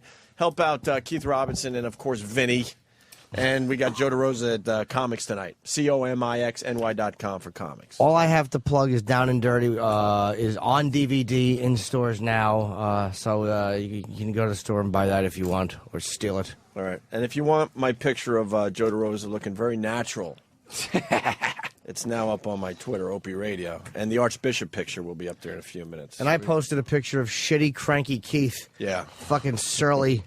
I don't know what kind of picture to post to Keith yet. I'm still trying to figure There's that only out. one picture. Fucking either a dumb smile or surly. He has two emotions. What do you want to give me today, Keith? Dumb smile or surly? Jesus. What a fucking cranky douchebag. The picture I got of him, he's just fucking... What a mug. Are you ever happy, Keith? Yes, man, I'm very happy. I'm What a makes you happy man. happy? When What makes white you happy? people are unhappy. That's when Keith is happy. Prostitutes and when white people are... We're going to find out what happy, makes you're Keith right. Robinson happy after this Space Shuttle Endeavour phone call. Let's go to Brooklyn. It's Andrew. Andrew, what's up? I have a fun fact too. Yeah. So the Space Shuttle Endeavour. The Space Shuttle Endeavour. The parts of the Space Shuttle Endeavour was actually built. Wait. The what? Space Shuttle Endeavour. The Special Endeavor. All right, wait. It's hold on. There's something wrong with the phones. Andrew, right? Yes. All right, Andrew from Brooklyn. Yes. Okay, you're on the air. What's up? Space Shuttle Endeavour. That spacecraft was actually built to replace the Challenger, and Something about the Challenger. Huh? Andy. I can't hear What? him. What? You can't hear him either? No, What did he say? ship was built to replace it? I said Endeavour was built to replace Challenger. What? What Endeavor? What? Are we talking about what are we talking about? No, it's fun fact. Oh, fun fact. Okay, so what's fun your fact fun Thursday? What's All your right. fun fact? It's about Spatial Endeavor was built to replace Challenger, and the parts that were used. The what Endeavor? I didn't hear that. The space shuttle. Yeah, okay, but which one, bro? You talking which about one? The first one, and then there's another one. What? Because my Hold on, I'm getting a thumbs up from Tim. We tweaked it. All right, we got. All right, the phones are working. Go ahead. You're gonna have to start over. Sorry. Start over. Andrew. Sorry, Go Andrew. ahead. This sounds really interesting. The Spatial Endeavor, the shuttle that replaced Challenger Endeavor, was actually built with spare parts from the shuttles Discovery and Atlantis that were left over when they were finished build. From When they what? finished building both. The Atlantis. No, I said Spatial Endeavor. It's spare parts. The parts that were used to build it. Excuse me. Yes. The parts that they used to build the Spatial Endeavor came from. Said it again. Yeah, it came from. It came from space shuttles Atlantis and Discovery because they finished building. They finished producing the space. Excuse me. Yes. Yeah, sorry. I'm sorry. I have a bad phone. No, continue. No, your phone's fine, dude. It's a good That phone. phone. That thing was messing up, though. So what? I don't understand, though. You're saying the spare parts were used from Challenger? No, excuse me. I'm saying Spatial Endeavor. The material that was used to build Spatial Endeavor. What about the other space? What's the Challenger? Yeah. So that was built to replace it. Endeavor was built to replace Challenger, and the spare parts. I mean, all the parts that were used to make Endeavor came from Discovery Atlantis. Came from Discovery and Atlantis because they were finished. They already finished building them, and they stopped producing space shuttles after Atlantis. Right. Atlantis was built in 1985. So then. All right, so they took those spare parts and made what? Yeah, sum it up. So the what replaced the what with the what? Endeavor replaced Challenger. Wait, what's Endeavor? Space Shuttle Endeavor. Right. And the material that they used Yeah. to build Space Shuttle Endeavor were leftovers from the challenge from Discovery and Atlantis. Yeah. Oh God. Wow. So the space shuttle in what did he say? Endeavor? Endeavor. Endeavor. What is it? Special Endeavor. What is it again? Say, you got to be clear, dude, and say it loud. Yeah. Space Shuttle Endeavor. Right. Okay. All right. Thank you for that. Well, it is Fun you Fact Thursday. Mush mouth. We all learned something from Andrew in Brooklyn. Yeah. Thanks. Thanks, Andrew. Normally, I'm a very angry and dejected person, but that put a smile on my face. Thank you. You know, the older I get, the more I realize I hate everybody. Everybody. Oh, I hate dealing with people. I really do. They're just so miserable to deal with. I got this lady on the phone the other night, okay? I had to book a car to go to the airport. So I call the car service, and I get this lady on the phone, and she's just a miserable piece of of a human being, right? Because I go, hi, I need to book a car, please. And she goes, when? When? I said, I don't know. How about like 7:50 tonight, if you don't mind? And she goes, huh, what the hell's that supposed to mean? I didn't know how to answer that question. So I said, you're aware that there's time, right? You know what time is, don't you? One of the times is 8. I'd like my car for 10 minutes prior, please. It's 7:50. Miss. And she goes, oh, I'm sorry. You must have meant to say 1950. Because it's a car depot, and we run on a 24-hour clock. Okay? Do you get it? And I said, oh, jeez, I'm sorry. I did mean to say 1950. And when I said miss, I meant to say whore, okay? 1950. You miserable whore, pig, piece of I'll have 2 bags, by the way, if you could tell the driver. The Virus. Sirius 197, XM 202. Opie and Anthony mornings, 6 to 11 a.m. Live and uncensored. Helping us out today, Anthony's at his grandmother's funeral. He'll be back tomorrow. DeRosa's going to be at Comics tonight, COMIXNY.com.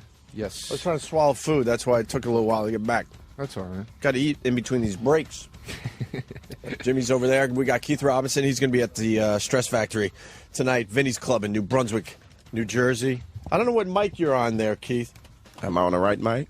Keep talking. Yes. Testing 1, 2. Oh, I got it. Yeah. Here I am. Good. It's my DJ voice. I like that DJ voice. We were just talking about Keith Robinson, and I was saying it to his face, even though he's in the room. You never know where he's coming from. Like you do. Find the shittiest place, and that's where Keith is coming from. Yes. Sometimes you feel like he's with you, but any second he could just punch you in the face. He's very confusing to figure out. Keith will stab you in the back faster. That Keith is Joe Pantoliano in The Matrix. Like he's the guy that's like on the team, and then you catch him eating dinner with Miss Agent Smith. Yeah. I like having fun, man, and you guys are fun. See, I don't know where he's going. I have no idea. How sensitive is Bob Kelly? We were talking about this before too, about how fucking real does he get when you make fun of his weight now? Like Bob is brutal. Bob is brutal, and yet as soon as you go to the weight, he gets real and he gets sensitive. But the thing with Bob is that even though he's lost weight, you really can't tell. He looks like a guy that's about to be fat again. Yeah. So he's never really in shape. Like you go, man, this guy's in shape. Because he's like, young Dom DeLuise. That's what he looks like.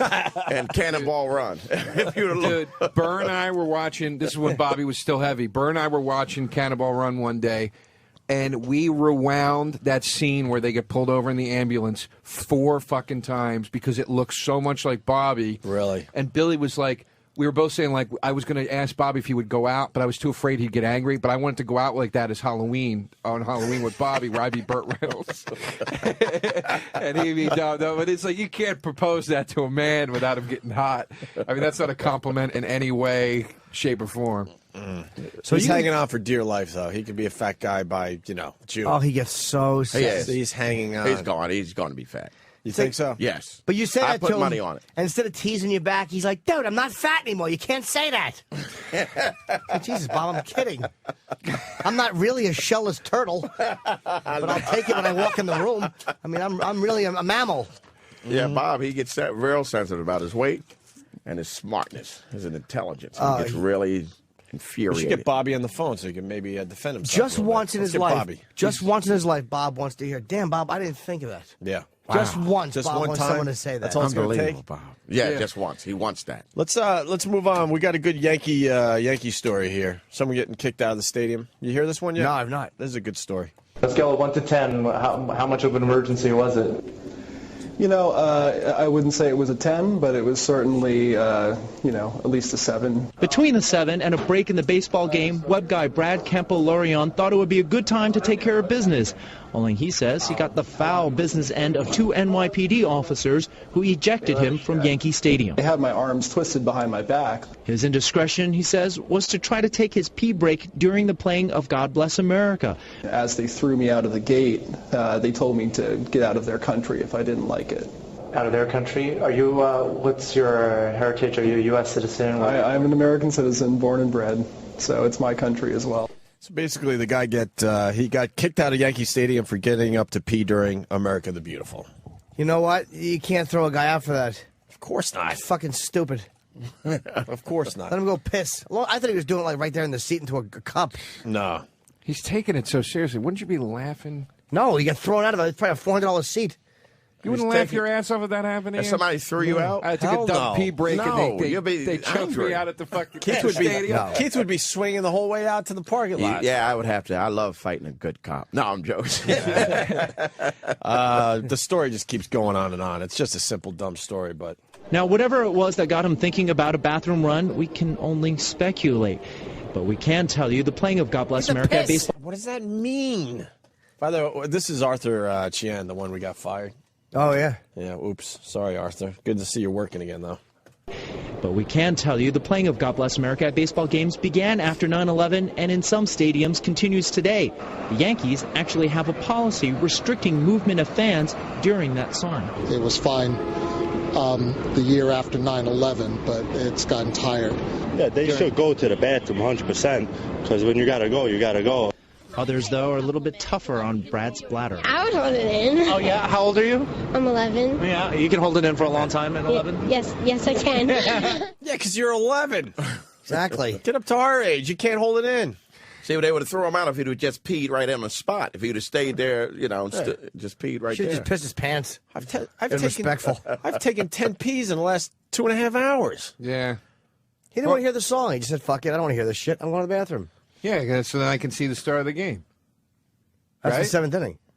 What? God Bless America's in the seventh inning. Yeah. It is? Yeah, I thought they that's how they stopped the- opened the game. No, they stopped the whole does- game now. Joe knows Ever nothing since about 9/11. sports. Yeah, it's national Ever since 9/11, it's a new thing. Oh, yeah, I'm sorry. You're not a guys. sports. Joe's not a sports. We got the guy. NYPD guy with this. The NYPD says Brad was ejected because he was cursing, disorderly, and reeked of alcohol, though he was neither arrested nor issued any summonses. He and his lawyers at the New York Civil Liberties Union have filed a lawsuit designed to stop officers from enforcing a policy on patriotism. The police obviously should be doing the business of enforcing the law. They should not be in the business of enforcing Yankee policy, much less a Yankee policy that requires people to participate in a patriotic ritual. And now we allow Brad to have the last shake. And when you force someone to be patriotic, you devalue the very freedom that patriotism stands for in the first place. Well, he got the last shake. Yeah, his stupid Nicolas Cage voice is annoying me, too. Got the last shake. You diminish the patriotism. Shut up. Even though he's right. Even though he's right, I hate him. I should have shot him. Well, you got a couple of the Yankees shooting steroids in the ass. Throwing this poor bum out. Yeah. He'll get another game out of it, though. They'll throw him a game just for PR reasons, just to shut him up. Yeah, they'll probably let him sit down in the little batter's box. Yeah, he'll be able to fucking run around yelling fucking Allah Akbar during the national anthem. We got Bobo on the line. Bobo! I got a little song about the Endeavor guy. Andrew from Brooklyn, who likes to say Endeavor, Space Shuttle. And we've also found out he says issue. And California was a good one, too. California. All right, go ahead, Bobo. Andrew, he seems to be a big expert on the space shuttle, but he says in Endeavor so much. He's from Brooklyn, New York, that borders Jersey. Whoa, whoa, whoa. Sweet God. It doesn't border Jersey. Bobo. Brooklyn borders Queens. Staten Island, I think. It's a little kinda Staten Island, touches sort of. Staten Well, Island. you got a little water in and between, Long right? Island. Right or no? Do we have water in between Brooklyn and Staten Island? I don't even know. Yeah. Who the fuck goes to Staten Island? You just use it to get to Jersey. Brooklyn just borders Queens and the East River. That's it, right? All right. I meant it's in the state. We got it. Yeah, we kind of got it. That didn't improve it. Anyway, hopefully I'll see you guys Friday. All right, Bobo. We hope so. Work on something about Springsteen's impending woman problems. How are we seeing you Friday? I don't know. I guess we'll figure that out somehow. I'll see if I can come in. You just really live like a nomad, don't you? We're gonna work it out. Well, we're just starting. We're starting up here at Sirius XM. They're building, and I think by next week we'll start getting some of these regulars back up into the show. All right, Bobo. All right. You have a good day. Punching out. All right. There's nothing creepier than that. What he just said. Yeah. I'll see you Friday. How are we going to see Friday? We'll figure it out. Exactly. We'll figure it out. The same guy that called Eric Bogosian in fucking News Radio. We're gonna work Talk some radio. things out. News Radio was the Phil Hartman. Oh, with okay. Joe Rogan, yeah. Why don't we do the doctor story? We teased this to begin with. The tree growing in somebody's lawn. This is a weird one. This Russian man underwent surgery to remove what doctors thought was a tumor. But what surgeons found left them simply shocked. It's still not clear how this happened. The patient said it's possible he inhaled a tree bud at some point. But this biologist said it's absolutely impossible that a green plant could grow inside a human body from a seed. She noted that certain conditions, light, water, and a certain temperature, are needed for a plant to grow from a seed. The patient, a heavy smoker, had complained of chest pains. He was back at work less than a week after having the small tree removed. The doctor said they intend to file a report on the unusual case. Don't we have enough to worry about? Now we got to worry about, like, trees growing in our lungs? Jesus Christ. I don't like these stories. I'm so dumb. I'm sitting there going, well, maybe he just swallowed, like, a piece of a tree. And then I'm like, you can't swallow something into your lung, moron. How big? Can we see the picture? I would love to see that. That is bizarre. It was a redwood. Yeah, did they say how big the... Was it like a little fucking... Can we see a photo of it? You know? What did he smoke? A lot of weed? Maybe he smoked a lot of weed, Well, and maybe it was a pot plant there, Yeah, a Keith little pot Robinson, plant. right? That's what I believe. It was a fir seed? tree. I'm going to go with it, yeah. I'm going with a little pot growing in his lungs. Let's smoke that shit. Re-smoke that shit. Yeah. A lot of reefer. Is that the I say picture? reefer. Do they even say reefer anymore? No, they don't, old man. Reefer sticks. Want to sell some Mary Janes? Fucking. You kids smoking some wacky tobacco over here? Can you see that, Denny? I think reefer should still be the word. Yeah, I kind of like like the word That's reefer. disgusting. That's really it, huh? But is that growing, or is that just something they... It looks like some pine needles from your Christmas tree, right? That's not a tree That's not growing. no That's not a damn tree. That's a little nothing. I guess for your lung, it's pretty He probably impressive. inhaled it. He inhaled a piece of a fucking tree. It's not a... How big was it, It Dan? looks like a piece of salad, like a romaine, some romaine. A little romaine, really? Yeah. Where are you getting your romaine? A little, What do you think it looks like? That's there? a fir. It looks like a pine cone. It's It a fir looks, tree. It looks like a yeah, it Christmas looks like, tree, looks right? like some arugula. In a nice marinara sauce. Yeah, that's not. Come on, that's not. That's a not fucking a tree damn growing tree. for Christ's sake. 5 inches. It was no, it was 5 centimeters. No, 5. That's fucking... It's a thing he inhaled. Yeah, all right. How big is 5 centimeters? It's like this. You have no idea. Who knows? It's less than an inch, right? Has to be. Yeah, of course it is. Yeah, like what's the? Does it say what the scale of that picture is? I think there's 4 centimeters to an inch. Oh, really? I think so. Oh my God! Are I we this think so. stupid? Made that up. Dude, I am right. I'm right. I was a math whiz growing up, and I forgot that knowledge. Where the fuck is my math knowledge going? And that, there's a ruler down there. I didn't even fucking see that. God damn it. 4 centimeters to an inch. Well, not exactly though, right? No, I think that it's metric it's, crap going on. It's close enough on a ruler, I do believe. Oh. What? 0.39. What, Travis? 0.3930. yeah. It's like pi, kind of. Yeah, it just keeps going and going. And he had to get surgery to remove this? Yeah. One thing I'm... You want to go somewhere, Jimmy? What do you got? What do you got Woody over there? Allen has got to be in hell because he's such a private guy, and he's suing American Apparel because they put him in the Rabbi, which is one of his movies, and without asking him, they just put him in an ad. And he says he doesn't endorse products in this country. He in doesn't. this country, but he'll do it elsewhere. What's that about?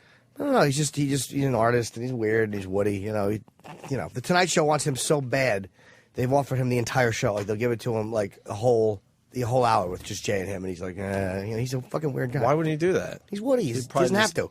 Doesn't have to and doesn't want to. It's Woody Allen. I mean, it's like he's just a. And that's when you know you made it. Yeah. Don't have to. Letterman did that too. Letterman offered a whole episode to Woody Allen. Same thing, and he said no. And the guy from the Borgata said he offered Woody Allen a blank check to come and do stand-up, and he was like, nope. Does he? He doesn't do stand-up at all anymore. He hasn't done stand-up. He plays that dumb in 40 years. He plays that dumb. What is this? Clarinet down in the village or Michael's, something. yeah. You could He see missed him. the Oscars. He won the Oscar for Annie Hall, and he wasn't there because he was playing his clarinet. Yeah, down he in didn't the want to village. miss his clarinet night. But he did, after 9/11, he did like 5 minutes of stand-up on the Oscars. And it was like the dude never stopped doing it. Was he really? It was I don't- hilarious. I don't it's remember it's that. on YouTube. It was hilarious. Never seen it. I'll have to He check came that out out. and he did a 5-minute speech, and it was essentially stand-up, and it was hilarious. Do we have that? I would love to hear that because I have. Yeah, it's online. I forget who he was talking about. Fuck online. We'll just throw it on our show. Oh, 4 yeah. less minutes for us. Exactly. You're a smart man, Joe. Gonna keep you around. You see? But You he's see that? All right. So what do we got on Woody Allen? he's suing him for $10 million, and he's 73 years old, and they're fucking aggressively going after his personal life. They're saying we didn't destroy his reputation. He did that, and they want to go into his whole Sunni. Previn hook up, and they're just being scumbags about it. I mean, I'm completely on Woody's side. You can't throw a guy in a fucking ad without asking him. You can't do it. And they're saying he ruined his own reputation a long time ago. So they're being total fucking scumbags. Their scumbag store too. I bought a sweatshirt there, and like 2 hours after I bought it, I was like, "Why did I buy this? I don't want this. It was $50. It's a piece of shit. I don't want it." And I went to bring it back, and they're like, "No, you can't. Store credit only." And I was like, "What?" And they're one of those stores that puts the tiny sign down where you're not fucking looking that says, all purchases are fine. I'm like, you guys are fucking dirtballs. How is store credit legal? I don't even know if it is legal. It can't be legal. You should say, fuck that. You know what? Maybe I don't want your stupid store credit. If the product is defective, you might be able to get a full. Maybe they can do that. I'm guessing if a product is defective, you can get your money back legally. But maybe if you just don't want it. Well, the phone's lit up, and I got really excited, like we were going to go into some fun directions here. But no, everyone wants to let Danny and Travis and everybody else know that 2.54 centimeters make an inch. That was so important that everybody called at the same time. And nobody calls during the Bill Donahue debate. No, they actually. I mean, if he would shut up for a minute, we would have went to the phones. Oh, really? Bill knows how to fill up the space. With words. Yeah. Dude. You don't know when to get in there. I'm proud that I don't know how many centimeters are in an inch. I know. Danny, that's fine. He was screaming like Jimmy Hoffa during those Senate hearings. I want it stricken from the record. I am not a communist. It's like, Jesus Christ. Yeah. Wait, Jimmy's got a phone call. Oh, those motherfuckers. Factory one. How do we stop these people? They call me all the time. How do we stop these people? It's not too late. Please don't make the mistake of driving without a warrant. How the fuck do we stop these people? They really are bugging me. This is the final call. These fucking scumbags. Dude, here's how you do it, though. We're all getting these phone calls. Every single one of us now. And they found the email, too. They do it on the email. Oh, this is good. Are you going to go with it? I'm going to... I know how to get out of it. No, they're going to laugh at you. No. I've tried. I guarantee there's going to be a laugh and a hang up. That's what I'm guessing. This is the second notice on your warranty on your car, that one? Yeah. Yeah. They call me all the time. I want to know what the scam is because I don't have warranties on my cars. These pieces of shit. I don't have a car. I guarantee you they got the information. They probably bought it from the car dealerships. I'm going to call up GM. I want to know if they sold my information. I don't know what's going on. We're all getting these calls. There's not one person out there, I think, at this point, not getting this exact call. I press 1 and I'm on hold.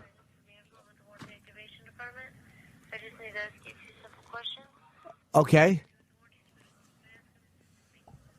Yes, this is James Norton's father. Are you calling for James Norton?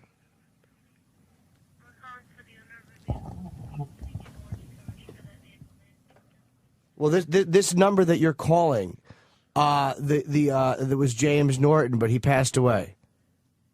This number you have to. What's that?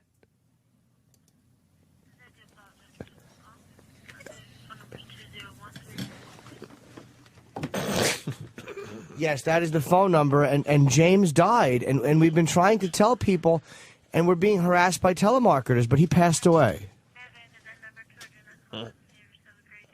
Thank you very much. What did they That's say? how you get rid of them. No fucking way. You're not getting rid of No them. way. We Keep apologize. us updated on that. There's no way that's going to work in the end. This is why. When you What'd say, she say? We'll get rid of that number. we apologize for the call. We'll put down the do not call Did list. you just come up with the No, I didn't solution do to it. this? It was told to me. Oh my God! When you say take me off the list, Right. If you say put me, there's a way to do it. Well, You hold say- on, because that's what we tried at my house. Take us off the list. They put you on another list. The lady laughed openly and then hung up. They put you on another list. They do it simply by phone number. So they have it by phone number. So you have to say, someone told me, just say that you died or the person is dead, and they won't call because they don't take that as a rejection. They take that as, oh, we can't make this sale. So then you really do come off. That's what I've been told. But there's different companies doing this. I get them at my home number. I got woken up yesterday by the one on my home number. These motherfuckers. Who is selling them this information? Because they didn't know my name. They just had the phone number. They're just getting phone numbers. So then it's got to be the cell phone company. Has to be. No, but they're saying vehicle warranty. Yeah, I apologize. Yeah, but no. The vehicle warranty is just all. I mean, a ton of people are on instant feedback saying, I get the same call. I don't even own a car. So that's just the excuse to get you on the line. Okay. There must be other directions they go with those phone calls. Hold on. I got Chris in Atlanta. Chris, go ahead. Hey, Opie, these people are based out of Smyrna, Georgia. They are our local news did a whole story on them, and I know how to stop them from calling. How? When they called my phone, I told them I gave them their street address, and I told them the first fucker that comes out of that building is going to total fucking ass whooping if they call my phone again. I hadn't heard out of them in 2 months. Probably 2 months, 3 months. I ain't heard nothing out of them. Oh, wow, really? So you basically just threaten them. I told them, I said, hey, I know Keith's exactly. nodding. He likes What's the name of the what's the name of the company that's making these factory warranty calls? There's different ones, though. It's America something. I know. I can look online and get it to Danny on his Foundry. Yeah, get it, Danny. Danny, how can he get it to you? Jeff in Staten Island's writing, get on the do not call list. I don't think that helps. I'm reading an article right here On, on MSNBC. on our local news, they said that they put you on the do not call list, and then they still call you. Yeah, that's what's So happening. I just told them the first person that walked out of the fucking building was toting an ass whooping, and I hadn't heard out of them in 2-3 months. Danny, how can he send you the information so you can get the address? If he just emails me at danny@opieandanthony.com, I will have all the info there. All right, cool. All right, Thank you, Thanks, brother. man. Let's go to Ziggy in Jersey. Ziggy. Yeah, how you doing, guys? Listen, I tried that donotcall.gov, and that really works. I cut down about 99% of the calls coming to my house on my cell phones. It does really work. So it's donotcall.com? Donotcall.gov, G-O-V. Oh, G-O-V, I'm sorry. Donotcall.gov, Oh, G-O-V. all right. And you could register your business phones, you could register your personal phones, cell phones, whatever phones you want them not call you. That's all you have to do. Yeah, I don't think it's a big secret. I think, but these car scam companies are not minding the do not call list, and they're calling people anyway, even if they are on the do not call list. Then you could get the number that calls you, and you could make a complaint to the government on that, and they'll take care of it. Well, it's funny you should say that, because that leads into the next thing that's going on, where you get these missed calls from these bizarre numbers with extremely strange at times area codes. 877. Where you look up the area code on Google or whatever, and it comes up as a nothing, but then you call it back, because I think we're all curious, like, who the fuck is calling me? What's that about? Are they making money off us calling them back? Just out of curiosity. That is correct. Those calls, most of those calls are from Dominican Republic and all those weird countries. Dude, well, I shouldn't. I got I kind of blow my spot a little bit. Well, I got people watching my stuff for me. And I passed a number on to somebody to check into, and like, there's too many numbers. And then I checked my phone again, and it was absolutely the numbers that I gave this person. What is that? What is that about? And it wasn't because it was an international call. It came up as an area code in the United States, but there were like 2 extra numbers in it when it came up on my cell phone. Maybe they're using some fucking caller ID thing that alters it. I don't know. Maybe I could say alters. But that's a new one that just hit last week with me. Another thing you guys could do, just don't give out, let's say you go to the store and they ask you for the phone number or they ask you for the email address, just don't give out that in the store. I never do. Hell fucking no. I say no. I never give that information. One guy was like, you have to give it. We need it. I'm like, you're not getting it. Why do you need it? I was so fucking aggravated. Never give those douchebags at the cash registers your information. Never. They all. I go, look, I live in New York City. I got a tiny mailbox. No, I can't give you my address because I know what you're going to do. And you don't need that information. Yeah, I don't need your dumb fucking pamphlets and whatever. They're like, what's your phone number? No, I'm not. No. I don't have a phone. Oh, they get mad too. Like, all right, fine. You have to. It won't go through. Get me a manager. Yeah, go fuck yourself. I told the guy, get me a manager. Well, a cute girl can get mine anytime. But of course. Right on your clit. Keith's kind of right, though. If she's really hot, you're like, all right, well, here. Cute girl. You got these fantasies. She's going to, write it down and put the number in her back pocket for later. Even the right charming young man would convince me. Yeah. Well, a cute girl. Sorry about that. But seriously, that worked for me. I have no phone calls coming from the. Nobody tried to sell me any stuff anymore when I signed up for that donotcall.gov. Thank you. Yeah, we'll try, Ziggy. Thank you. Thank you very much, guys. Have a good day. Here's another one. I was driving back from my brother's house way out east, late at night. Needed gas. Pulled into a gas station. No cash. Got the credit card. I couldn't get gas because I didn't know what the zip code. The zip code was for that particular card, and I'm like, I just don't know it because my bills go somewhere else. Not to get too much into this, and I don't know the zip code. Because sorry, I'm like, no, it's my fucking card. Look at the signature on the back. It looks like a lot of, and it happened 2 out of the 3 gas stations. So it looks like that's the new thing with gas stations. Yeah, I actually like it because this way they if someone steals your card or steals your wallet, they have to know your card. I mean, then again, the address is probably on your license, but I was almost fucked. I was on empty too. 3rd gas station, they didn't have that, as their thing yet. So you couldn't do it as a debit card and just put your PIN number in. I don't know. Joe, don't be fresh. I don't know what Joseph. Yeah, what's that about? I got a call. I got one of these calls. I never got this car one that you guys are talking about, but I got one where I'm anal about paying my bills on time. I'm absolutely anal about it. And I had just paid my electric bill that day, and I paid it early. And I got a call, and this call kept coming, and I wasn't answering. I finally picked it up, and I go, dude, stop fucking calling me, man. And he was like, well, I mean, I thought you'd be concerned about paying your electric bill on time, man. Like, it's delinquent. I was like, what the fuck are you talking about? My bill's not delinquent. I pay it early every fucking month, man. And the guy just hung up on me. So it's like, what the fuck scam was that guy running, or that company, that they try to convince you that you're delinquent on your bills when you're not? Because they probably want to get your credit card information. You give them your credit card. You can pay by card right now. I got one from a car company that I recently am leasing from. And I actually called the guy who sold it to me, and it was actually a legitimate call, I make sure. I got more info. Oh, wow, they're coming in like crazy. All right, Jeff in Staten Island. Opie, the telemarketers caught on. When you call a number back, it then entitles them to bypass the do not call list, and then they could call you for 18 months. So that's what that's about if you see a missed call, supposedly, according to Jeff. Okay. Now you're breaking Because your you've own... contacted them, okay. Yeah, well, that makes more sense. I thought it had some kind of 1-900 scam. What am I trying to say? No, I know what you mean. Jesus Christ. I mean, they're not that bad. Sometimes I'm a little lonely and I like a call. Like a good old person. Old people must love them. Oh, hi! A nice, sweet call sometimes. I want to call and actually just jerk off on the phone with one of them. I should find a way to tape that when they call. I just jerk off on the phone. Can you get in trouble for that? Like if one of these telemarketers called you and you were No! like, and you started being like, play with your pussy.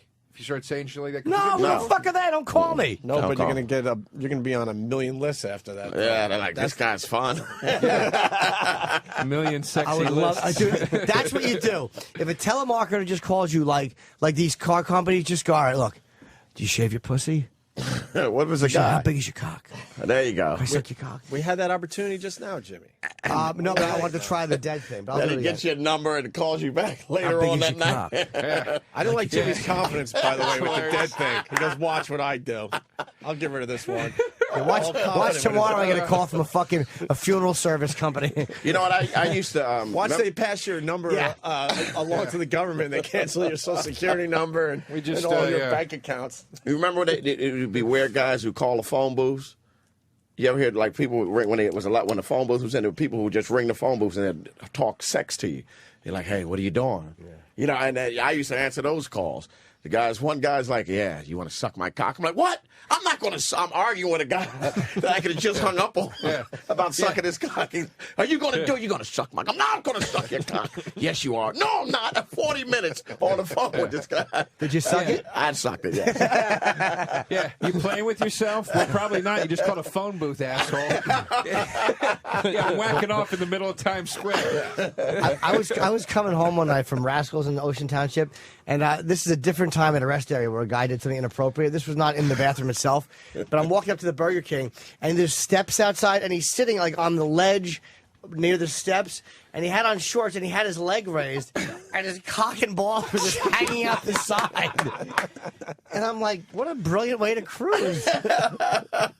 This is creepy. Christ. That's awesome. That's a guy that just puts it out there. He's like, let's not go through these little fucking games. You know, look, here's my cock and hanging balls. out. This is what I got. Do you want it? Yeah. Do you like my cock and balls or don't you, fella? Can you put me on a do not cock and balls? Do not assault my face with your cock and balls. I need to be put on that list, please. I was on the do not peek list, and it fucking broke it because I glanced. Yeah, you're finished because every guy looks like he's trying to play the game with him. Because how do you not look at his cock and balls? Dude, because he's You sitting have on, to. you're walking up steps, and you just see the guy there, and he just like moves his leg, and his cock and balls fall out. And it's like, I love it. Yeah, I didn't say it wasn't brilliant. That is good. He knows how to market his cock and balls. And when they call those payphones that Keith's talking about, you'd walk out of there, because again, I would always be in these bathrooms, because you're coming home at 2 o'clock in the morning from the open mics and all that stuff. And you walk out, and there's fucking the phone is ringing. Like there's like a bank of 6 payphones. Yes. And I'm like, does this ever work? Like, has someone ever went, hello, you want to suck my cock? I was going home, but all right. Where you at? Yeah, what timing you have? You know, I just stopped off to get some Burger King and some Smarties. I was tired. On the I got my drive, but family fuck in it. the car. Where can I meet you to suck your cock real quick? Stranger, what do you look like? Were phone numbers scrawled on fucking bathroom walls like fucking, you know, Laura gives head? It's like, has that ever been accurate? Because I've called a few and like they disconnected by that point. Sometimes when you're on a trip to Sea Isle City, you're going to pull off. and That blow was a guy. great, though. They didn't have Craigslist back then, No. so they had that. The bathroom was a good way to go. Some guy did a book. Those were the days. Fucking brilliant. Jesus, Joe. Me and Those Bob. were the days. Cold calling. Coffee is for closers. Me and Bobby Kelly were coming home from a gig one night, and we went into the bathroom together, like on one of these fucking, like, you know, in Brewster, New York. And there was some guy just fucking cleaning his dick in the sink. Oh, my God. It was so weird. And then he just kind of covered up real quick. And me and Bob were like, what the fuck was that? So we walked back in again to go, like, was this guy really doing that? And the guy had zipped up. But he had probably fucked somebody in the ass in the stall and was cleaning his dick off. We had no idea what it. Why would you wash your dick? To get this sin off of Because, it. dude, he didn't look like he was being dirty. itchy. He looked like he was really cleaning his dick. You know, me and Bob just was like, you know, dude. Dude, he probably cornholed some guy in that fucking stall, Dude, he probably fucked someone. Wow. Oh. We're getting close to wrapping up, but Yes. Octomom. Oh, yes. Octomom wants to trademark her nickname to use in TV and a diaper line. She can't. Ugly cunt has been trademarked already. Get it? Fuck Octomom. You know that's a lawyer, though. She Yeah. didn't come up with that idea. Yeah, she might as well make a few bucks off that. I don't know who Octomom is. I really don't know nothing Do you in watch any current TV, event. Joe? No, dude, I don't. What? I don't understand you comedians that don't watch TV. I don't ever. I have a be on 50-inch top plasma of screen shit. that's just. You know what I She's do? the one that gave birth to 8. Oh, the cunt on the West Coast. That's fucking. Thank you. Language, please. That's I'm respect. sorry. I'm sorry, guys. I'm sorry. She's not a cunt. That. There's a picture, yeah. Okay, I didn't know she was named Octomom. Yeah, that was her nickname Okay. ever since the birth. All right. Well, you know. The births. One guy came forward and said he wanted to be the father. He was testing to be the father or something. It was amazing. You know, it's like, I'm the dad. Who comes forward and like... Well, because she was using, like, I think her friend's spermies there or something. Right. Yeah, at a sperm bank. She was using the same guy over and over again. Because how many kids does she have altogether? She had 8, and then she had another... Yeah, there's like another 2 or 3, I think. At least, right? At least, yeah. Maybe... I gotta check. 4? That's got to be I think like... she's got 12. The next guy that fucks her has to be breaking Yeah, news. it's 12. It's 12 total. You know, the very next guy that it has to be breaking news. That fucking pussy has got to be like Horrendous. Jesus Christ. It's got to be. Wait a minute, we interrupt. Obama getting rid of the pirates. But it's breaking news. Is it? We've seen her pussy. It's as bad as everybody thinks. Is it rape if you have sex with her, but you never touch any of the walls? Yeah, was that just fucking harassment? I'm serious. And being a public nuisance. If you can prove you never touched the walls, It's like fucking one of those tires that Winnie Mandela would push you down the hill in. He raped me. No, all I did was walk into the room. Your pussy surrounded everything in here. Jesus Christ, lady, what was it? Hey, It's rape by default. Could you find that Woody Allen thing or no? Nah, not yet. yeah, maybe we'll have it for tomorrow. All right. And then we get this every once in a while. Texas governor says state can leave union. Texas is not leaving. What are you doing? Where are you going? How funny would it be if they got invaded in Mexico, just fucking took the Mexican soldiers, went in and just started murdering Texans? You have no choice. Apparently not very funny, but I mean, it would be interesting. You got to continue being part of this horse shit. Yeah. What are you doing? And where are you going? Yeah, exactly. What are you going to do? France? How do you get that done, really? If you think about it. You're going to leave the union. That's my favorite tone that you have, by the way. What? I love that. What are you going to do? What are you doing? Where you going? Shut the fuck up. Fucking moron. Texas. I really enjoy that thoroughly. I know it's weird, too. Obama, I'm just kind of like, getting to the stuff we did not. Paid his taxes, made $2.7 million last year. Book deals, or it would have been a lot less. Right. And he's a guy that's rah-rah for more taxes in general. He paid $855,000. It's a lot of money. You think that bothers him on It's a some lot human of money, level? man. 2.7. That's a lot of $855,000, and he's the guy that's like, he's a rich guy, so he's like, I'll pay more taxes. But when you get your tax bill as a human being, that's gotta hurt, no matter who you are. It breaks your heart. It breaks your heart. Yeah, that's brutal. What? 800,000. Like I had some tax issues recently. But to get it over with, the woman called me. She was on me real hard about it. She said, this is for my state taxes, and she said, you got to pay your state taxes. We go. She was really ripping it to me. Yeah. And I'm like, yeah. What about AIG? That's all I brought it. She said, I agree. That's all she said. She said, you can make payment arrangements, whatever you want to do. I do that for every bill. Every bill I don't pay. What about AIG? God, we're learning a lot today. Gets out of the tax thing. AIG. Yeah, AIG always works. They love it. Jimmy's now officially dead. Yeah. Octomom. Everybody's learning a little something in here A today. little something. I don't know. What else we got here?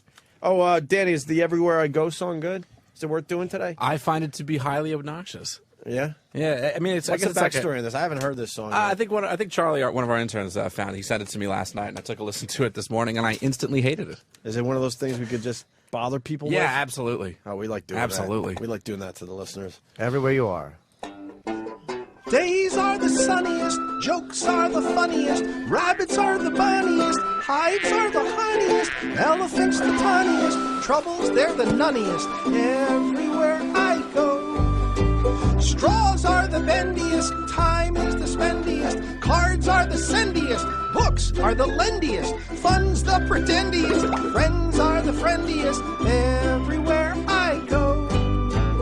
Berries are the fruitiest, shoes are the bootiest, puppies are the cutiest, treasure is the lootiest, teams are the rudiest, horns are the tootiest, everywhere I go. Can we keep going? Oh, yes. All right. Birds are the tweetiest, candy is the sweetiest, socks are the feediest, tricks are the treatiest, drums are the beatiest, lunch is the eatiest, everywhere I go.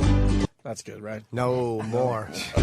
Flowers are the smelliest, jams are the jelliest, rain's the umbrelliest, tails are the telliest, wishing is the welliest, buttons are the belliest, everywhere I go. Skies are the bluiest, cows are the mooiest, gum is the chewiest, ghosts are the booiest, glue is the gooiest, you can be your youiest, everywhere I go.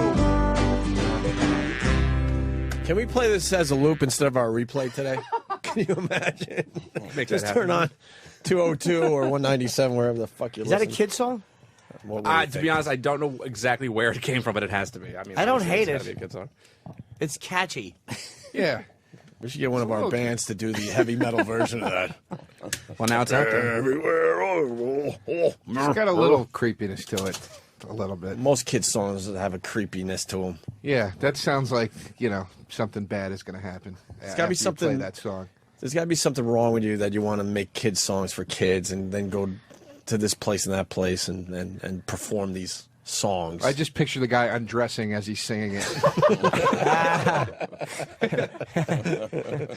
Memories are the removiest. Here we go. Yeah, everywhere I go, Heinies are the asshole. Oh, sorry, John. Damn it. Sorry, man. That's okay. Take two. Who was that? I don't know. We don't know. We don't care. Gary Glitter. They should all. Well, we should care. Yeah. We should get that son of a bitch's name and put him on a watch list. Yeah. Everyone's saying, I guess a lot of people have kids out there. It's from the TV show Noggin. Noggin? Noggin. Noggin. Noggin. Oh, that's the Nickelodeon. That's one of the. Who gives a fuck? We play that again tomorrow. You know kids TV? I used to live with this comic Jay Okerson. With a 7-year-old. No, well, I lived with this guy Jay Okerson, and he's a comic, and he's a big pedophile. And he, Big Jay. Jesus Christ, We're trying to get Big Jay on this show. But he had a daughter. I lived with him and his wife and his daughter for the first year and a half of her life. How old is? Oh, okay. I saw all that stuff. How old is his daughter? Why'd you get kicked out? I What just did you chose do to his kid? I chose to move. You know, she was cramping my style. I was just getting too. It was good. It was a good time. I learned a lot about a baby that I would never know now. What did you learn about a baby? That I never fucking want one ever because it's wouldn't too it much be different if it was responsibility. yours though? No. Because No? then you're tied to it. Jesus Christ. Then you have it was great for me because you can hang out with the kid and have fun and do little kid shit. But then you go, all right, kid, I'm taking a nap now. Go back to your mom. I'll see you later. No, you can't do that. Read this book. I'm not reading the fucking book right now. I'm going to bed. You can't do that when it's your kid. It would make it a lot easier if you could just turn off the kid anytime you want. Oh, shut her down C-3PO? Yes. Take the batteries out. Yeah. Take the batteries out. Is Jay a good dad? I can't picture him being a doting dad. No, he's a very good dad. He's very, attentive? Yeah, Jay's a very nurturing guy. So, Is he? Yeah, you probably don't see that at the cellar when you're berating him with insults constantly. But, he's got a soft side. I'm a good dad. Are Damn you? good. I Yeah. don't doubt it. I don't Make my doubt son do his push-ups. I'll tell you what, you're not a good comic or friend or person. Maybe a good dad, though. No, that's what my son gave me right here. What do you do? Black and blue mark. He punched me. Recently? Yeah. Why? Why is there ever a Wait, how reason old's your son now? to hit 15? I thought he was older than that. No, he's 15 years old. Can you still take him? Yeah, Or is it yeah. getting No, he's hitting harder though, because I give him my arm punch this boy, and he hit it, and I'm like, ooh. How many more years you think you got on him? Not many. Really? I gave him a good one though. Going into his teenage years, ass whooping. It was good. It was beautiful. He's gonna remember that one. No, he remembered. Not sure that I did a lot of stuff. For That'll him. keep him away from you for another Yeah, year. but Just when he starts thinking, I think I can take him. yeah, You know what? I he's- remember that beating though. So Yeah, that was a good one. I'm gonna wait another year. I believe you're a good dad because I've seen you get a little defensive about it, which made me think you're a good dad. Yeah, I'm a good dad. Like I'll call, I call Keith every Thanksgiving, every Easter, every Christmas because I like to call someone who's destitute on the holidays. And I do. We talk every holiday, and Merry Christmas, stupid. And I'm like, what are you doing? I'm going to see my fucking son. What do you think I'm going to do? So I'm like, Keith cares, man. What, you think I see my son only on the holidays, you jackass? No, I just never call you any other time. Yeah, that kind of hurts, Joe. Going back to that song, Thomas Overbeck from Dallas. Voss is the Jewiest. Bit's still on. Hey, do you and the mom get along? Yeah, a little bit, off and on. Me and we had a lot of battles. Yeah. That, well, she made keys to my apartment and came up and busted up everything. Oh, shit. Yeah, I didn't know. When I was in Philly, she drove up and she busted up my plasma TV, my Sweet HD, busted it on the wall. You must have did something good. No, she had no business up there. You know what I mean? And I had a mini Miss Pac-Man. She smashed it up pretty good. And, it looked like she played it before she smashed it. She wasn't happy with her high score. The score. I'm going to beat his score and really piss him off. Nothing made me happier than picturing you gluing that plasma screen back together again, just picking the pieces up off the shattered floor. Well, Joe, you can't glue a plasma. I know. How do you ever forgive someone for breaking your stuff? Jesus, was it that bad? Well, really? I was such a creep. It's easy. You deserved it? Oh, I deserved it, yeah. We never do like this day in history, but the list is quite impressive. 2 years ago, Virginia Tech massacre. That's 2 years already. 6 years ago, Michael Jordan played his final basketball game ever. 6 years already? Was that when the Wizards lost to, don't tell me, I believe that game the Wizards lost Yeah. to the Grizzlies. Okay. Is it accurate? No, I don't know. Look it up. I don't know. Where would you look it up? Look it up online. 76ers, if you really are looking for a real answer. But I think No, I had read it earlier. I just couldn't remember. I know. That's Wayne Gretzky retired 10 years 10 years ago. today. That's fucked up. All right. What about the Rolling Stones? Oh, man, they're doing well. 45 years ago. First song. First release. Yeah, first album. 45 years ago. Yeah. That's amazing. I was going to say the Steel Wheels tour. Yeah. That was 45 years ago. Mick got his first facelift. Yeah. That's an amazing law. What else in history? I love just hijacking. Like when once you get the fact, you jump on like you know it too. Kareem Abdul-Jabbar. Yeah. Birthday? Yep, absolutely. 62? 62 years old. Fucking amazing. And it sounds like you know it, right? I like that. Why does every show have to end with the wheels falling off? It really does. It's a drunk driving record. Right. Time to go. We're all laying in the fucking gutter. All right, we're going to get out of here. Yeah, so Joe tonight at Comics. Yes. The Comics. And then this weekend at Eastville Comedy Club, and then next week at the Funny Bone in Columbus, Ohio. They're not going to remember all that, Joe. Yeah. Okay. MySpace? Yeah, MySpace. Joe DeRosa on MySpace, one word, right? Yeah, MySpace.com/Joe Comics tonight, though. Hit that hard, and then Eastville Comedy Club over the weekend. And Keith Robinson. I'll be at a Stress Factory this weekend. Next weekend, I'll be in Eastville. The weekend after that, I'll be in Pittsburgh. After that, just fucking go down the whole fucking year. And in February, I'll be appearing at the Edmonton. I mean, both these guys are great, but I'm going to give him a compliment because I know how your egos or your self-esteem is, fucked up in general, comedians. So just acknowledge that I think you're funny. Okay. Now I go to Keith. This motherfucker makes me laugh my ass off. Yeah. Thank you very much. My ass off. You should be way bigger. I don't know what you're doing. Fuck, man. You're just blowing Sleeping up. in. You're just destroying everything around you.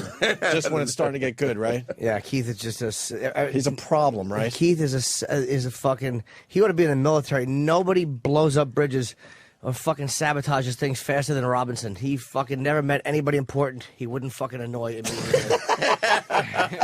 You think that's a problem, Keith? No, man. You know what it is? Let's do a little psychoanalysis here. What's happening? Well, because I go, what the fuck? This guy is hilarious. Chris Rock gave me the greatest advice, and just like you got to put in a full season of doing everything you're supposed to do. Put in that full season. You write what you're supposed to write. You perform how you're supposed. Just that full season to see if you can do it. And that was the question. Have you put in a full season yet? And you're always blowing out your hammy mid-season? Yeah, maybe, yeah. A little hamstring pull, something like that, yeah. Well, I fucking put in 2-3 full seasons in a row, and I'm still fucking batting the exact same. That's really You're not, you've done good stuff, Joe Jim. You close. You close. You're knocking on that door. You're knocking right on the door to mediocrity. Exactly. I really am. I'm in the basement trying to get up to fucking average. All right. And one plug, too, I want to give, too. I mean, my Down and Dirty DVD is in stores. And also, my friend Danny here is getting my Peter Criss picture signed this week. The drummer from Kiss is signed. Where is he signing, man? Just unplug him. Chiller Theater. Oh, all Where's right. Chiller Theater? Where's that? In New Jersey. Chiller Theater in New Jersey. Peter Criss. ChillerTheater.com. Yeah, ChillerTheater.com. We He'll be there. We should get Sam there to do some interviews. Yeah, they always got good people there. Yeah, a lot of people, not just Peter Criss. He'll be there, what, Friday through Sunday? Friday, Saturday, Sunday. Okay. Fazio and Missing Persons is also going to be there. A bunch of people. Okay, so ChillerTheater.com. Oh, I'll be performing next Wednesday at the Juice Zone in Philadelphia. That's not even a It's joke. just funny to me. What's the juice zone? That's the place. That's awful. It's the place to eat. I got some shows there to make some money. Do you really? You're kidding? I'm joking. Oh, I don't know. I don't know if you're kidding or not. Yeah. That's how you know you're fucking. My career is awful. When you can say share? I'm performing at the Orange Julius, and people are like, "Come on, man, really?" All right. Well, I guess tomorrow Anthony back. Yeah, Anthony's back. We got a full house tomorrow. Kevin Smith. If you guys want to come in, it looks like it's going to be a party. We got Kevin Smith, Laszlo, Doug Stanhope. I think there's at least somebody else too in there. Whatever. Bobo, Young Daniel, and the regular Travis. And I'll be tweeting all day.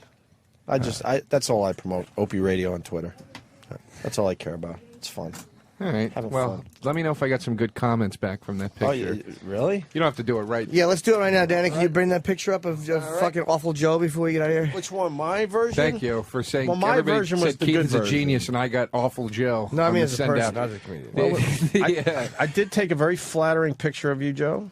We took 3 or 4. You picked out the one you wanted me to post. Well, you were very adamant about the one you wanted to post, though. You were like, this is a good one. Oh, boy. What, the first one's bad? No, there's a lot of comments. There's a lot of comments, yeah. There's a Danny, you lot. want to hit the comments? Sure. Why would I do this? Why did I ask you to do this? What is wrong with me? Oh, by the way, before I forget, Roland and Roger tomorrow. Roland that's and what his brother. it was. Roland is becoming a Swedish TV star. He's a Swedish sensation. And we'll explain tomorrow, I guess. We'll learn more tomorrow. Yes, Danny. Well, the consensus here is that Joe DeRosa looks like Jared the Subway guy. I've gotten that for years. That's not that bad. I can take that. Well, they're calling you Jared from Subway with AIDS. That's nice. I think that was actually one of the ones on Bobby's Twitter, too. You never want to be described as a celebrity with something. Exactly. Even Magic Johnson. You know, that's. I'm going to take that off of my short-term Magic goals Johnson without list. AIDS. Yeah. Yeah, you look like Magic with fucking healthy blood. Oh, come on.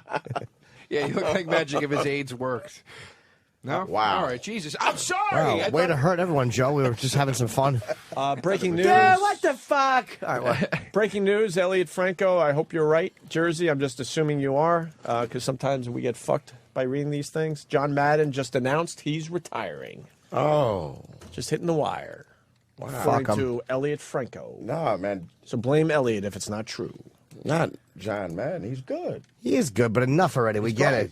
Yeah, he was great. So what? What is Frank Caliendo going to do now? Him and Pat Summerall can both suck each other's cocks for all I care. Oh.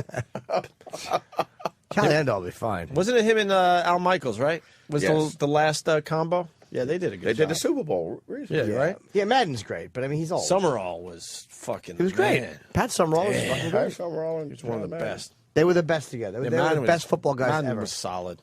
Danny, we're done with the comments? Yeah, fuck it. All right. Let him off the hook. Joe, thank you. You did great today. Thank you, man. And I had a Keith, great of time. course. So we'll see you guys tomorrow. Bye, guys.